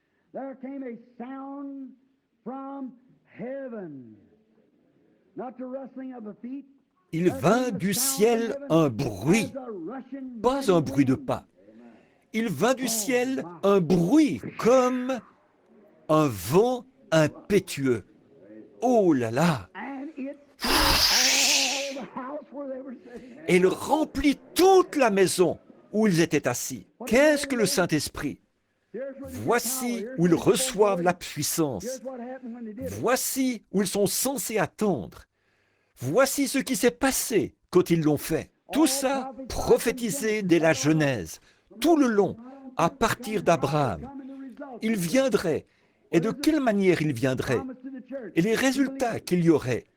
Qu'est-ce que c'est? Promis à l'Église, aux croyants, et remplit toute la maison où ils étaient assis. Des langues, semblables à des langues de feu, leur apparurent, séparées les unes des autres, et se posèrent sur chacun d'eux. Et ils furent tous remplis du Saint-Esprit, et se mirent à parler en d'autres langues, selon que l'Esprit leur donnait de s'exprimer. Maintenant, on va voir ça vendredi soir. On va en rester là pour tout de suite. Vous voyez? Comment est-ce? C'est une promesse à l'Église. Absolument, une promesse. Très bien. Maintenant, nous allons voir. Après qu'ils ont été remplis, ils ont été scellés Pour combien de temps? Combien ici ont le Saint-Esprit? Faites voir vos mains. Il y en a plus qui ont le Saint-Esprit qu'il y en a qui ne l'ont pas. Nous voulons que vous soyez l'un d'entre nous, frères, sœurs. Quand vous comprendrez ce que c'est l'Esprit de Dieu demeurant en vous pour faire les œuvres de Dieu. Chaque fois que Dieu a envoyé de son Esprit dans l'un de ses serviteurs, dans l'un de ses prophètes, dans l'un de ses enseignants, dans l'un de ses apôtres, ils étaient toujours rejetés par le monde. On les considérait comme fous dans tous les âges qu'il y a eu. Même que Paul, quand il s'est tenu devant Agrippa, il a dit « selon la voie qu'ils appellent hérésie ». Qu'est-ce que de l'hérésie? De la folie. Selon la voie qu'ils appellent folie. Une bande de cinglés. C'est comme ça que j'adore le Dieu de nos pères. Je suis si heureux de dire « je suis l'un d'entre eux ». Oui, monsieur, c'est vrai. Je suis si heureux de dire « je suis l'un d'entre eux ». Maintenant, après qu'il est descendu sur eux, le Saint-Esprit les a rendus tellement amoureux les uns des autres qu'ils avaient tout en commun. Pas vrai? Oh là là, quelle communion! On chante quelquefois ce cantique-là. Oh, quelle communion! Oh, quelle joie divine! C'est ça, ça leur était égal. Ça leur était égal que le soleil brille ou pas. Ils ne demandaient pas à être couchés sur un lit de rose. Bon, je vais recevoir le Saint-Esprit. C'est ce que certaines personnes me disent. Monsieur Branham, si vous me garantissez que je deviendrai millionnaire, si vous me garantissez que je trouverai des puits de pétrole, et si je trouve des mines d'or, et que vous voyez, les gens enseignent ça, et ils enseignent un mensonge. Dieu n'a pas promis ces choses-là. Un homme qui a reçu le Saint-Esprit, qu'il ait à mendier son pain ou pas, ça lui est égal. Ça ne compte pas pour lui. Il est une créature qui est en route pour le ciel. Il n'a aucune attache ici, du tout. C'est vrai, ça lui est égal. Advienne que pourra. Que les gens critiquent, qu'ils se moquent, que vous perdiez votre prestige. Qu'est-ce que ça peut vous faire? Vous êtes en route pour la gloire. Alléluia! Vos yeux sont fixés sur Christ et vous êtes en route.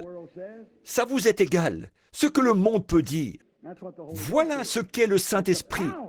C'est une puissance, c'est un sceau, c'est un consolateur, c'est un avocat, c'est un signe. Oh là là, c'est l'assurance que Dieu vous a accepté. J'ai pris combien de temps là? Il ne me reste plus que 8 minutes. Très bien, j'ai beaucoup de passages de l'Écriture ici. Je ne pense pas pouvoir les incorporer, mais on va faire de notre mieux. Maintenant, après qu'un homme a été rempli du Saint-Esprit, est-il possible qu'à cause des persécutions et tout, il se trouve forcé de revenir et maintenant, il ne va pas perdre. Il est encore un fils de Dieu. Il le sera toujours, parce que vous êtes scellés pour combien de temps?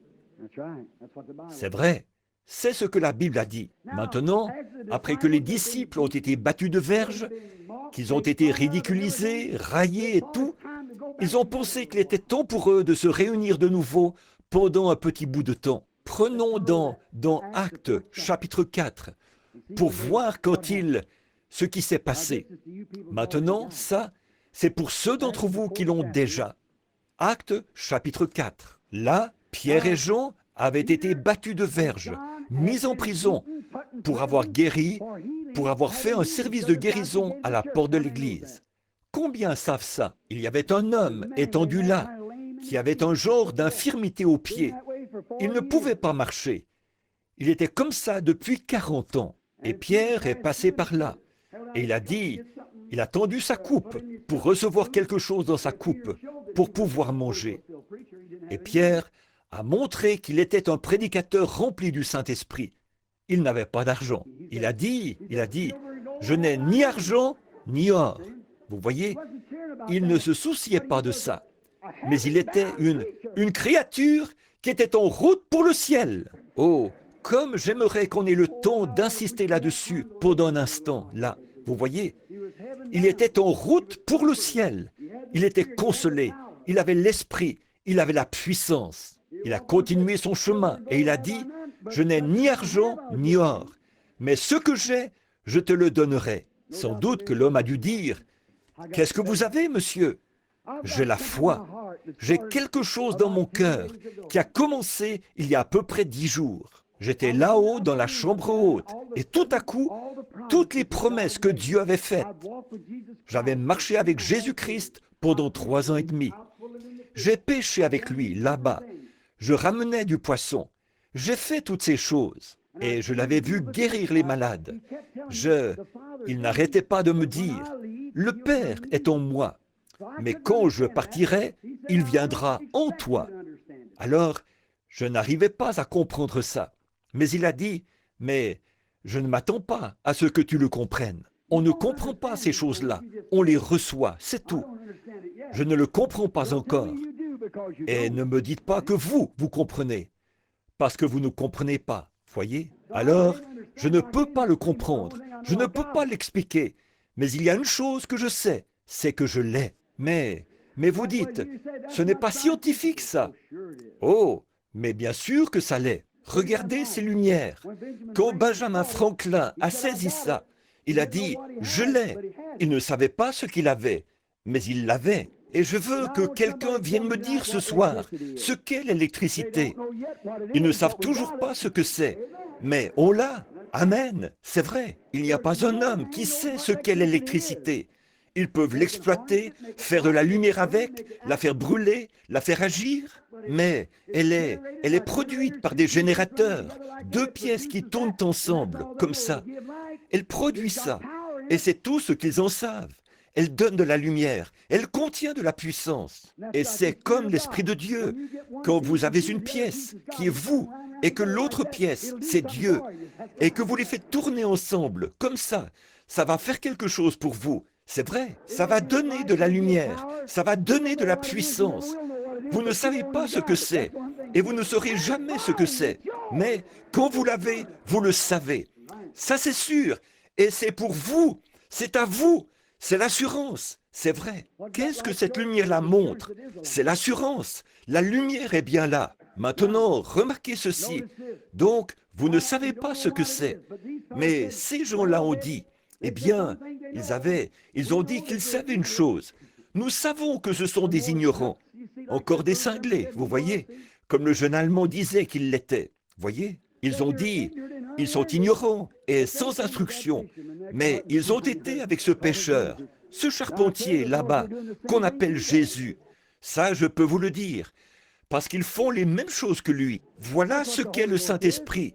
C'est Jésus qui vit dans un pêcheur ignorant, dans un charpentier ou quoi encore, dans un prédicateur ignorant, peu importe. C'est un homme qui veut être ignorant pour ce qui est des choses du monde. Et laissez-le, Jésus, entrer en lui, l'Esprit de Dieu, le sceau, le consolateur. Le prestige, ça ne compte pas pour lui. Tout ce qu'il veut, c'est Dieu. Quand Dieu mettait de l'ordre, il a dit, vous les Lévites, je vous ai tous appelés pour que vous soyez des sacrificateurs. Et tous vos frères, les autres, les 12 tribus et les 11 autres tribus, vous payeront la dîme. Quand vous aurez 9 boisseaux de pommes, versez-en un boisseau aux Lévites. Quand vous ferez passer vos brebis dans le couloir ici, prenez la 10e brebis, peu m'importe qu'elle soit petite ou grosse, qu'elle soit grasse ou maigre, elle appartient aux Lévites. Maintenant, vous les Lévites, quand vous recevrez tout ça, alors vous aussi, vous donnerez la dîme à l'Éternel. Vous ferez l'offrande agitée, les offrandes par élévation, les différentes offrandes. Vous donnerez la dîme à l'Éternel. Il a dit, Moïse, quant à ta part, c'est moi qui suis la tienne. Oh là là, il a dit, je suis ta portion qui satisfait pleinement. Et voilà ce que le Saint-Esprit est pour l'Église aujourd'hui. Je n'ai ni argent, ni or, mais j'ai une portion qui satisfait pleinement. Alléluia! De l'instruction, c'est à peine si je peux lire ce livre, mais j'ai une portion qui satisfait pleinement. C'est bien. Un doctorat, je n'en ai pas. Pas de doctorat en philosophie ou de doctorat en droit, ni rien d'autre. Mais il y a une chose que j'ai, C'est la portion qui satisfait pleinement. C'est cette part-là que je veux. C'est cette part-là que Dieu veut que vous ayez. Débarrassez-vous de toutes ces autres choses-là, de tout le prestige et tout le reste, et avancez-vous pour recevoir la portion de Dieu qui satisfait pleinement. En effet, ce que vous avez qui appartient à cette terre, vous le laisserez ici quand vous partirez. Mais si vous avez la portion qui satisfait pleinement, elle vous fera monter. C'est sûr et certain. Aujourd'hui, on prend toujours des assurances pour donner à celui qui enterre. Procurons-nous la portion de Dieu qui satisfait pleinement, et on aura celui qui enlève au lieu de celui qui enterre. Vous savez, ils fonctionnent tous les deux. Maintenant, voyons voir. Après avoir été relâchés, ils allèrent vers les leurs. Ils ne sont pas retournés vers les sacrificateurs. Vous voyez, ça montrait qu'ils l'avaient. Ils n'allaient pas encore retourner vers ce vieux formalisme froid. Non, retourner et dire « Mais regardez donc ce qu'ils nous ont fait !» Non, non, ils avaient leurs propres amis. Il n'y en avait qu'environ une douzaine là-bas. Mais ça leur suffisait comme amis, une toute petite poignée de gens. Après avoir été relâchés, après qu'on les a battus de verge et menacés en disant « Si jamais vous baptisez encore au nom de Jésus » ou « Oh, je voulais dire le... » Enfin, c'est ça, voyez. Si jamais vous prêchez encore au nom de Jésus, que vous faites quoi que ce soit, vous aurez affaire à nous. Ils ont dit, c'est toute une menace. Allons vers les autres frères. Oh, c'est comme ça qu'il faut faire. L'union fait la force. L'union fait la force. Ils ont dit, allons donc vers les autres frères pour voir ce qu'on peut faire. Là, ils se sont tous réunis et ils racontaient différentes expériences. Après avoir été relâchés, ils allèrent vers les leurs et racontèrent tout ce que les principaux sacrificateurs et les anciens leur avaient dit. Lorsqu'ils l'eurent entendu, ils élevèrent à Dieu leur voix tous ensemble. Maintenant, écoutez ce qu'ils ont dit. Regardez-le, regardez-les. Ils ne sont pas retournés en disant « Oh, quelque chose comme « Oh Seigneur, je suis vraiment désolé. » Non, ils étaient déjà sauvés. Ils étaient remplis de l'Esprit. Ils avaient la vie éternelle. Élevèrent la voix tous ensemble et dirent « Seigneur, tu es le Dieu. » Amen. J'aime vraiment ça, frère Palmer. J'aime ça. Tu es le Dieu. Ça, nous le savons. Qui a fait les cieux, la terre, la mer et tout ce qui s'y trouve. C'est toi qui as dit par le Saint-Esprit, par la bouche de notre Père, ton serviteur David. Maintenant, regarde bien, tu vas revenir et dire, voyons, on n'est pas... Maintenant, tu vas aller là-bas et dire, mais là, Seigneur, attends un peu, là, il se moque pas mal de moi, là. Est-ce qu'il n'a pas dit qu'il le ferait? Tous ceux qui vivent pieusement en Jésus-Christ seront persécutés. Mais tu sais, mon patron m'a dit que s'il m'attrapait à... Est-ce qu'ils n'ont pas dit qu'ils diraient ça? Mais tu sais, ils m'ont traîné devant les tribunaux l'autre jour pour ça. Est-ce qu'il n'a pas dit, vous serez menés devant des rois, des gouverneurs à cause de mon nom? Ne vous inquiétez pas de ce que vous direz, car ce n'est pas vous qui parlez. J'ai vu ça se produire hier. C'est le Saint-Esprit qui demeure en vous. C'est lui qui parlera. Vous voyez, lui, c'est exact. Très bien. Ne vous inquiétez pas de ce que vous direz. Seigneur, c'est toi qui as dit, par ta bouche de notre Père, ton serviteur David, pourquoi ce tumulte parmi les nations et cette vaine pensée parmi les peuples? Les rois de la terre se sont soulevés et les princes se sont ligués contre le Seigneur et contre son oint. En effet, Seigneur, contre ton Saint-Fils Jésus que tu as oint, Hérode et Ponce Pilate se sont ligués dans cette ville avec les nations et avec les peuples d'Israël pour faire tout ce que ta main et ton conseil ont arrêté d'avance. Oh là là, j'aime ça. Seigneur, voilà qu'ils font exactement ce que tu as dit qu'ils feraient. Qu'est-ce que la Bible a dit? Dans les derniers jours, il y aura des moqueurs, emportés, enflés d'orgueil, aimant le plaisir plus que Dieu. déloyaux, calomniateurs, intempérants, ennemis des gens de bien, ayant l'apparence de la piété, mais reniant. Eux, ils ne sont jamais allés là-haut pour recevoir une puissance, le Saint-Esprit survenant sur vous, ayant l'apparence de la piété, mais reniant ceux qui ont fait la force. Éloigne-toi de ces hommes-là. Voilà ce qu'est le Saint-Esprit, voyez, ce qui est arrêté. Maintenant, Seigneur, vois leurs menaces et donne à tes serviteurs que nous puissions annoncer ta parole avec une pleine assurance. Oh, j'aime ça.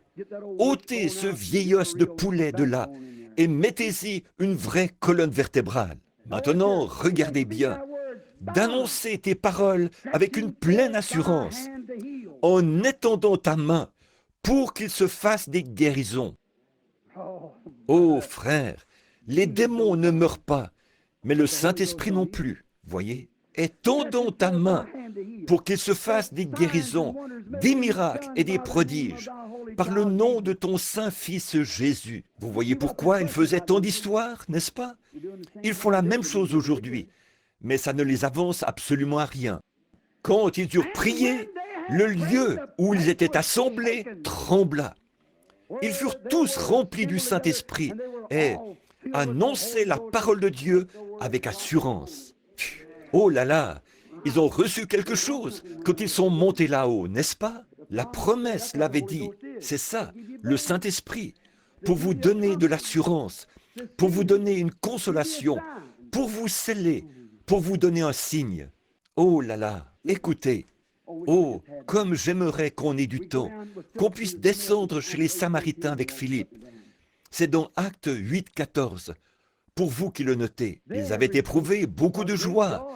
Ils avaient eu de glorieuses guérisons, mais ils avaient été baptisés au nom de Jésus-Christ. Mais ils ont envoyé chercher Pierre à Jérusalem.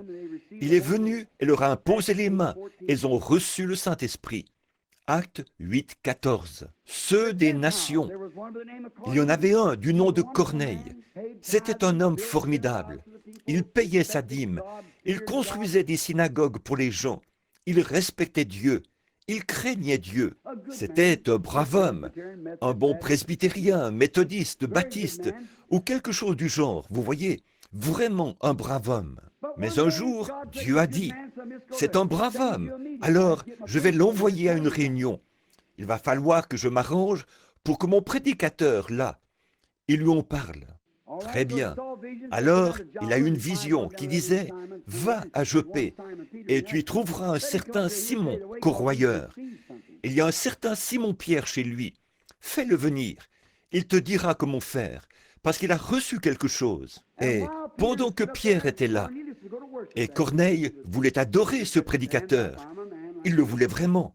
Mais Pierre a dit, lève-toi, je suis un homme comme toi. Et comme Pierre prononçait encore ces mots au sujet de la manière dont ils étaient allés au commencement, les mêmes choses que ce dont je parle, comment Dieu avait promis de répandre le Saint-Esprit. Comme ils prononçaient ces mots, le Saint-Esprit est descendu sur eux. Oui, voilà ce qu'est le Saint-Esprit. À qui il est destiné? Certainement. Et ils furent tous remplis du Saint-Esprit. Maintenant, remarquez, dans Éphésiens, il y avait un frère baptiste. D'abord, c'était un homme de loi, un homme intelligent, brillant, qui connaissait la loi, un grand homme, un érudit. Un jour, il s'est mis à lire la Bible. Il a vu qu'il allait venir un homme qui s'appellerait le Messie. Et quand il a fait ça, là qu'il a commencé à entendre parler de ce Jésus, alors il a dit, je suis convaincu et je confesse ouvertement ma foi que Jésus est le Christ, le Fils de Dieu. C'était un vrai baptiste. Voici qu'il allait son chemin. Je confesse ouvertement que Jésus est le Christ. Tant et si bien qu'à force de faire ça, Dieu l'a appelé au ministère. Dieu parlera toujours à un cœur sincère. Et il y avait là-bas de braves faiseurs de tentes, du nom d'Aquilas et Priscille, un mari et sa femme. C'étaient des faiseurs de tentes. Actes chapitre 18 vous en parle. Paul, ils étaient des amis à lui. Ils avaient reçu le Saint-Esprit par les mains de Paul. Et par son enseignement, ils ont entendu dire qu'il y avait un réveil là-bas. Alors, ils y sont allés. Il n'y avait que 10 ou 12 personnes qui y assistaient. Donc, il est allé voir ça. Et là, il a entendu prêcher ce prédicateur, la sincérité de son cœur. Il a dit, vous savez, je crois qu'il écouterait la vérité. Alors, après la réunion, il l'a fait venir derrière la tente et il a dit, écoute, on a un frère à peu près grand comme ça, un petit juif au nez crochu. Mais quand il viendra, il t'enseignera la parole de Dieu, clairement. Eh bien, au bout d'un certain temps, Paul était en prison au même moment. Ce serait terrible ça pour un prédicateur moderniste, hein? Pourtant, il était en prison. Et c'est le Seigneur qui l'avait envoyé là. Alors, après le tremblement de terre qui avait ébranlé les murs de la prison, il a amené avec lui le geôlier et sa famille, et il les a tous baptisés au nom du Seigneur Jésus. Ensuite, il est parti. Il est allé là-bas. Il venait de chasser un démon d'une espèce de petite diseuse de bonne aventure. Et alors, elle leur rapportait beaucoup d'argent. Et vu qu'il avait dévoilé leur combine, alors il l'avait mis en prison à cause de ça. Et le Seigneur a ébranlé les murs de la prison, parce qu'il y avait un groupe de gens là-bas qui allaient entendre la vérité. On ne peut pas lier la parole de Dieu. Il y a, peu importe, on ne peut pas le faire, c'est tout. Il s'est donc rendu là où était cet homme. Et Aquilas et Priscille, ils avaient peut-être des sandwichs. Et tout de suite, après avoir mangé leur sandwich, ils ont dit, on va aller aux réunions de réveil. Paul s'est assis là, les mains sur sa tunique, et il a écouté prêcher ce prédicateur baptiste. Il a dit, c'est bien ce que vous prêchez, mais il y en a plus. Il a dit, je veux vous poser une question, docteur Apollos. Avez-vous reçu le Saint-Esprit depuis que vous avez cru? Oh, il a dit, on ne savait pas que ça existait. Qu'est-ce que vous voulez dire par le Saint-Esprit? On est baptiste, nous. Il a dit, comment savez-vous que vous êtes baptiste? Voyez? Eh bien, nous avons été baptisés. Nous ne connaissons que le baptême de Jean. Il a dit, il ne faisait que baptiser pour amener à la repentance. Il disait de croire en celui qui viendrait, c'est-à-dire en Jésus-Christ. Et quand il a entendu ça, ils se sont fait rebaptiser au nom de Jésus-Christ. Et Paul leur a imposé les mains. Et le Saint-Esprit est venu sur eux. Et ils parlaient en langue et prophétisaient. Il a dit, quiconque. Bon, comment est-ce qu'on fait ça? Je veux vous dire quelque chose. Ensuite, nous allons terminer. Parce je vous ai dit que je vous laisserai sortir de bonne heure.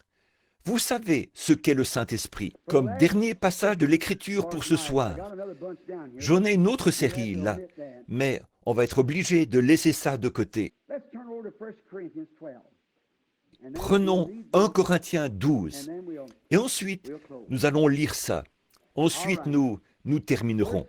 Très bien.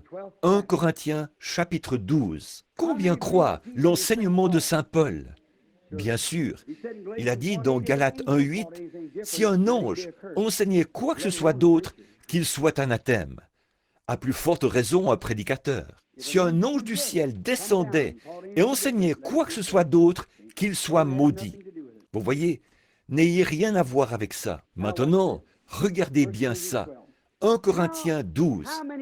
Combien savent qu'il faut que nous soyons en Christ pour avoir part à la résurrection?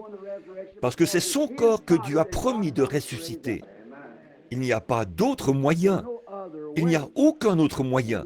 Si vous êtes en dehors de Christ, vous pouvez peut-être regarder en arrière, ici, et croire en lui. Dire, bien sûr, je le crois, il est le Fils de Dieu. C'est bien, mon frère, je suis prêt à vous serrer la main quand vous dites ça. Je crois en lui, je vais le confesser comme mon sauveur. C'est bien, mais vous n'êtes pas encore en lui. Je vais serrer la main au prédicateur, je vais confesser mes péchés. Ce n'est pas encore être en lui. Maintenant, regardez, voyez ce que Paul a dit. Comment on entre en Christ? Comment va-t-on savoir que vous faites partie de la circoncision? Avec Abraham, il donnait un signe. Écoutez ça maintenant. 1 Corinthiens chapitre 12. Et commençons au verset 12.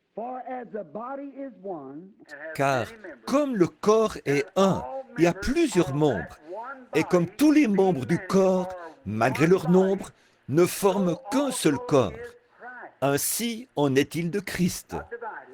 Pas divisé, un. Écoutez, en effet, dans une seule église, combien lisent à ma suite? Dans une seule poignée de main, dans une seule eau? Non. Alors il y a quelqu'un qui est dans l'erreur. Dans un seul esprit. Est-ce qu'il y a une majuscule? Dans ce cas-là, c'est le Saint-Esprit. Voyez?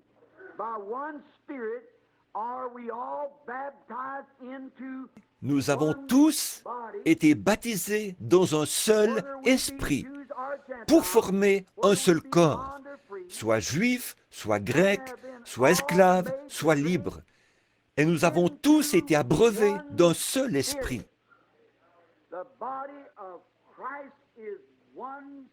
Le corps de Christ est un seul esprit, où chaque membre, de la Pentecôte jusqu'à maintenant, boit du même vin nouveau, du même Saint-Esprit, produisant les mêmes résultats. Comment est-ce que nous faisons ça? Par un seul esprit. C'est la porte ouverte de Dieu, le Saint-Esprit. Qu'est-ce que c'est? C'est la porte ouverte de Dieu. C'est un signe, c'est un sceau, c'est un consolateur, c'est un avocat, c'est une assurance, c'est le repos, c'est la paix, c'est la bonté, c'est la guérison, c'est la vie, c'est la porte ouverte de Dieu qui donne accès à toutes ces choses. C'est la porte ouverte de Dieu qui donne accès à Christ, Dieu a prouvé qu'il a ressuscité Jésus d'entre les morts. Et ceux qui sont morts en Christ, Dieu les ramènera par lui dans la résurrection. N'attristez pas le Saint-Esprit, par lequel vous êtes scellés en Christ jusqu'au jour de votre rédemption. Combien croient ça? Qu'est-ce que Christ? Qu'est-ce que le Saint-Esprit? Ce n'est pas quelque chose dont les gens se moquent. En fait, oui, c'est quelque chose dont les gens se moquent, mais pas pour le croyant, pour l'incroyant. Je souhaiterais avoir 2 ou 3 longues semaines. Comme ça, j'aimerais prendre demain soir pour vous dire ce qu'il est pour l'incroyant. Je vais juste prendre un instant pour énumérer ça rapidement.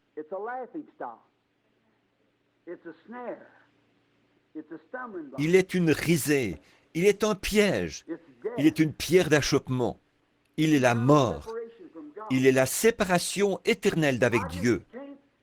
Je ne peux pas penser à tout ce qu'il est pour l'incroyant. Souvenez-vous, la même pluie dont l'incroyant s'est moqué, c'est cette même pluie qui a sauvé Noé et sa famille. Voyez? Le même esprit, Saint-Esprit, dont les gens se moquent et dont ils disent que c'est fou et c'est une bande de cinglés, c'est de la folie. C'est cela même qui va enlever l'Église pour la faire monter dans les derniers jours et qui va amener le jugement sur l'incroyant. C'est vrai. Voilà ce qu'est le Saint-Esprit. Heureux ceux qui, permettez-moi de dire ceci en toute sincérité, heureux ceux qui ont faim et soif de lui, car ils seront rassasiés. Demain soir, on va parler du comment, de ce qu'il fait quand il vient. Maintenant, combien ici aimeraient recevoir le Saint-Esprit et veulent que quelqu'un prie pour vous, pour que vous voyiez la lumière? Vous savez ce qu'il est. Alors demain soir, on va voir ce qu'il fait. Et puis, le soir d'après, c'est comment le recevoir. Ensuite, nous allons faire venir des personnes, leur donner des instructions. Et tout de suite après, on va aller dans les pièces et rester là, s'il le faut, tout le temps de Noël. C'est vrai, jusqu'à ce que le Saint-Esprit vienne. Nous allons l'aborder sur la base solide de la Bible. Nous allons nous en approcher et le recevoir, exactement comme Dieu l'a promis et comme il est descendu au commencement. C'est pour faire comme ça qu'on est ici. Peu importe ce qu'on peut dire ailleurs, la parole de Dieu occupe la première place dans mon cœur. C'est vrai. Et je veux ce que Dieu me réserve. S'il y a autre chose, ouvre les cieux, Seigneur, parce que mon cœur est ouvert pour le recevoir. C'est vrai. Combien le veulent? Maintenant, levez la main pour dire « Priez pour moi ». Maintenant, pendant que vous gardez la main levée, Père Céleste, nous avons enseigné longuement, mais ton esprit est ici. Il y a des mains levées en ce moment, et ils savent ce qu'il est. Ils savent ce que le Saint-Esprit représente. Je prie, ô Dieu, qu'avant la fin de cette série de réunions, chaque main ici soit levée pour témoigner de ce qu'ils l'ont reçu. Accorde-le, Seigneur. Nous prions pour eux. Nous te demandons de les bénir et de leur donner ce que leur cœur désire. Vois leurs mains, Seigneur. Ils t'aiment. Ils veulent le recevoir. Ils savent qu'ils ne peuvent pas aller. Demain soir, Seigneur, si tu veux m'aider, nous pourrons démontrer par l'Écriture que sans lui, ils ne parviendront jamais à l'enlèvement. Alors je te prie, Père, de leur donner, d'avoir faim et soif, pour qu'ils puissent être rassasiés. Je te les présente maintenant, Père, et accorde ces bénédictions, car nous le demandons au nom de Jésus. Amen. Je l'aime.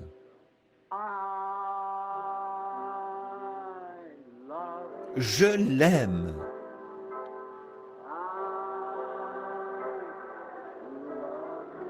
Parce qu'il m'a aimé le premier.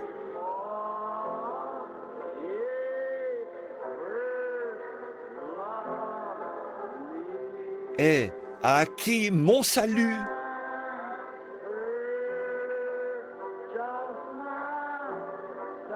sur le bois du calvaire.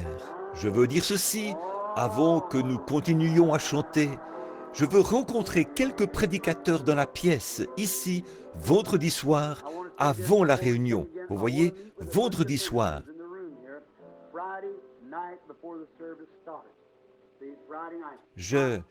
Vous voyez ce que j'essaie de faire?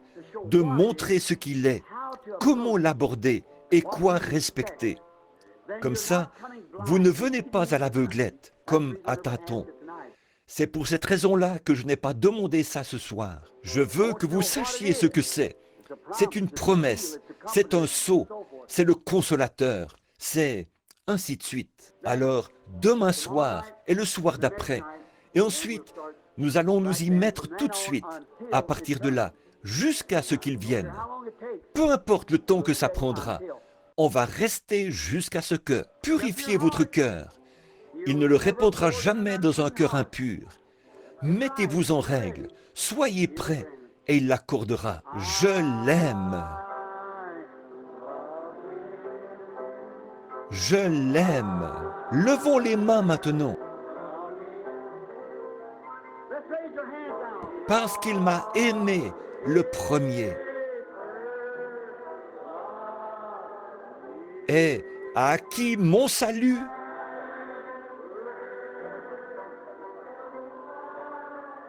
sur le bois du calvaire. Le pasteur vient de dire, et nous sommes d'accord, que demain soir, nous commencerons à 19h au lieu de 19h30.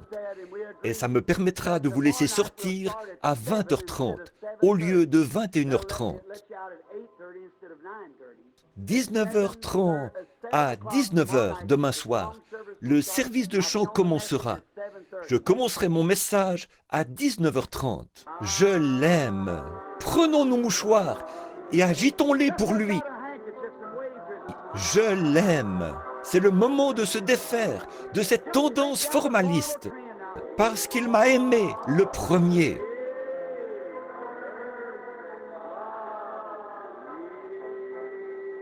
Et a acquis mon salut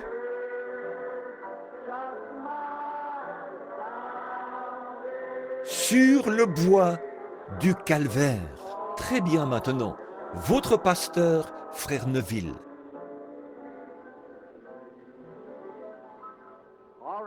Your pastor now.